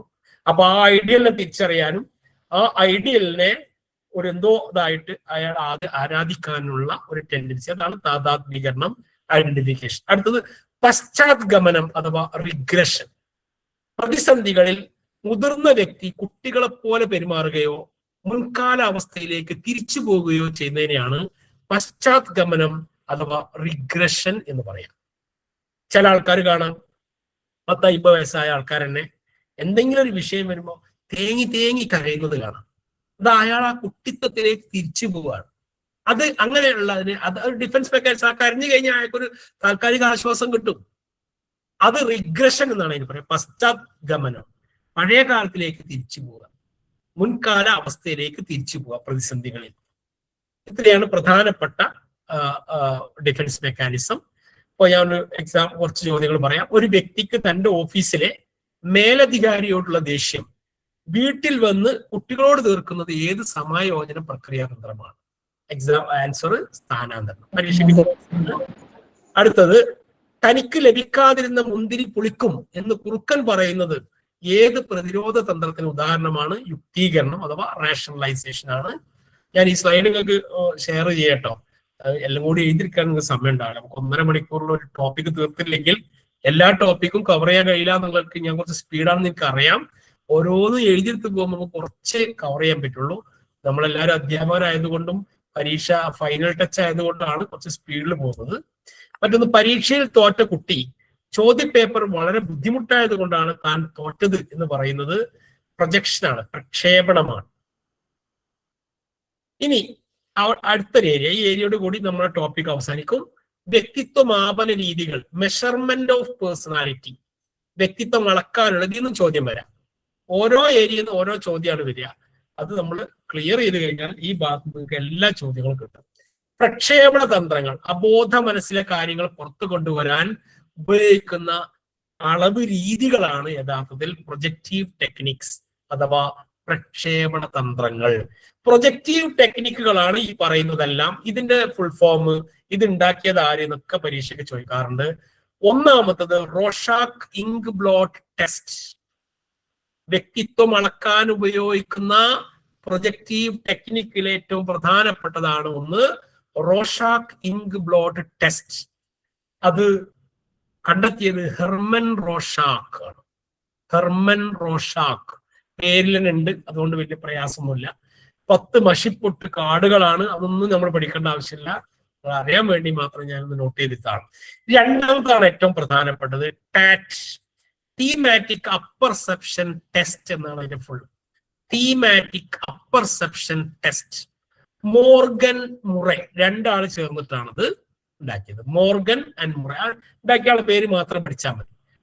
Thematic apperception test. അത് എന്തളക്കാനാണെന്നും കൂടെ പഠിച്ചു വെക്കണം കേട്ടോ. വ്യക്തിത്വമാണ്. ടാറ്റ്, കാറ്റ്, റോഷാക്ക് ഇങ്ക് ബ്ലോട്ട് ടെസ്റ്റ് ഒക്കെ വ്യക്തിത്വം അളക്കാനാണ്. മോർഗനും മുറയുമാണ് ടാറ്റ്. അടുത്ത കാറ്റ്, CAT, ചിൽഡ്രൻസ് അപ്പർസെപ്ഷൻ ടെസ്റ്റ്. ബെല്ലാക്ക് എന്ന് പറയുന്ന വ്യക്തിയാണ് CAT അഥവാ കാറ്റ്, ചിൽഡ്രൻസ് അപ്പർസെപ്ഷൻ ടെസ്റ്റ്. കുട്ടികളിലുള്ള വ്യക്തിത്വം അളക്കാനാണ് ഇത് ഉപയോഗിക്കുന്നത്. കുട്ടികളിൽ, അത് ചിൽഡ്രൻസ് എന്നതിൽ പ്രത്യേകം ഉണ്ട്. കുട്ടികളുടെ വ്യക്തിത്വം അളക്കാൻ ഉപയോഗിക്കുന്ന ടെസ്റ്റാണ് CAT. അപ്പൊ Rorschach ink blot test, TAT, CAT ഉണ്ടാക്കിയ ആൾക്കാരുടെ പേര് പഠിച്ചു വെക്കുക. ചോദ്യങ്ങൾ തീമാറ്റിക് അപ്പർസെപ്ഷൻ ടെസ്റ്റ് നിർമ്മിച്ചത് മോർഗൻ മുറെ. ഇനി ഇതും കൂടി കഴിഞ്ഞാൽ കഴിഞ്ഞു. WHO 10 ജീവിത നൈപുണികൾ, നമ്മുടെ ടെക്സ്റ്റ് ബുക്കില് വഴി 10 ജീവിത നൈപുണികൾ ഒരു കുട്ടിക്ക് ഉണ്ടായിരിക്കണം എന്ന് നിർദ്ദേശിച്ച ആ 10 ജീവിത നൈപുണികൾ നമ്മൾ പഠിച്ചു വെക്കുക. എല്ലാം നമുക്ക് അറിയുന്ന തന്നെയാണ്. ആ നൈപുണികൾ പരീക്ഷയ്ക്ക് ചോദിച്ചിട്ടുണ്ട്. 1 സെൽഫ് അവയർനെസ്, സ്വയം അറിയുക. 2 അനുതാപം അഥവാ എംപതി. 3 ക്രിയാത്മക ചിന്ത അഥവാ ക്രിയേറ്റീവ് തിങ്കിങ്. 4 വിമർശനാത്മക ചിന്ത, ക്രിട്ടിക്കൽ തിങ്കിങ്. 5 തീരുമാനമെടുക്കൽ, ഡിസിഷൻ മേക്കിംഗ്. 6 പ്രശ്നപരിഹാര ശേഷി, പ്രോബ്ലം സോൾവിങ്. 7 ആശയവിനിമയ ശേഷി അഥവാ കമ്മ്യൂണിക്കേഷൻ. 8 വ്യക്തിയാന്തര ബന്ധം, ഇന്റർപേഴ്സണൽ റിലേഷൻഷിപ്പ്. 9 വികാരങ്ങളുമായി പൊരുത്തപ്പെടൽ, കോപ്പിംഗ് വിത്ത് ഇമോഷൻ. 10 മാനസിക സമ്മർദ്ദങ്ങളുമായി പൊരുത്തപ്പെടൽ, coping with stress. Textbook നമ്മളെ കരിക്കുലവുമായി ബന്ധപ്പെട്ടും ലോകാരോഗ്യ സംഘടന നിർദ്ദേശിക്കുന്ന നിർബന്ധമായും ഒരു വ്യക്തിക്ക് ഉണ്ടായിരിക്കേണ്ട 10 ജീവിത നൈപുണികൾ ആണിത്. എല്ലാവർക്കും ഉണ്ടാവേണ്ടതാണ്. ഇതിൽ നിന്ന് പരീക്ഷയ്ക്ക് WHO നിർദ്ദേശിക്കുന്ന ജീവിത നൈപുണ്യങ്ങളിൽ പെടാത്തത് ഏത് എന്നുള്ള രീതിയിലുള്ള ചോദ്യങ്ങൾ പരീക്ഷയ്ക്ക് വന്നിട്ടുണ്ട്. അപ്പൊ നമ്മുടെ ഇന്നത്തെ ക്ലാസ് നമ്മൾ അവസാനിപ്പിക്കുകയാണ്. കൃത്യം 1.5 മണിക്കൂർ നമ്മൾ ക്ലാസ് എടുത്തു. പേഴ്സണാലിറ്റിയും അതുപോലെ ഡിഫൻസ് മെക്കാനിസവും നമ്മൾ ഏകദേശം വളരെ പ്രധാനപ്പെട്ട ഭാഗങ്ങളാണ് ചർച്ച ചെയ്തിട്ടുള്ളത്. ഇതുമായി ബന്ധപ്പെട്ട് ഇന്നെടുത്ത സ്ലൈഡും അതിന്റെ നോട്ടും ഞാൻ ഈ ഗ്രൂപ്പിൽ ഷെയർ ചെയ്യാം. അപ്പൊ എല്ലാവർക്കും സൈക്കോളജി ഇന്ന് നമ്മൾ 5 മാർക്കിനാണ് ക്ലാസ് എടുത്തിട്ടുള്ളത്. കൂടെ പറയാണ് 5 മാർക്കിന്റെ ഏരിയ എന്ന് പറഞ്ഞാൽ ഒന്ന് വ്യക്തിത്വ സമീപനങ്ങളിൽ 3 എണ്ണം നമുക്ക് പരീക്ഷയ്ക്ക് ചോദിക്കുന്നതാണ്. പിന്നെ മറ്റൊന്ന് വ്യക്തിത്വത്തെ അളക്കാൻ ഉപയോഗിക്കുന്നത്, പിന്നെ ഒന്ന് ഡിഫൻസ് മെക്കാനിസം. ഇങ്ങനെ 5 മാർക്ക് സ്ഥിരമായി ചോദിക്കുന്നതാണ്. ചിലപ്പോൾ 7 മാർക്ക് വരെ പേഴ്സണാലിറ്റിയിൽ നിന്നും ചോദിക്കാറുണ്ട്. പിന്നെ ചിലപ്പോൾ അതിനെ ക്ലാസ് റൂമിലെ കുട്ടികളുമായി കണക്ട് ചെയ്ത് ചോദിക്കാം. അങ്ങനെ ചോദിച്ചാലും നമുക്ക് കൃത്യമായിട്ടും കുട്ടികളെ നമുക്ക് ചിന്തിച്ച് അതിന് ഉത്തരം എഴുതാൻ പറ്റും. അപ്പൊ തൽക്കാലം ഇന്നത്തെ ക്ലാസ് അവസാനിപ്പിക്കും.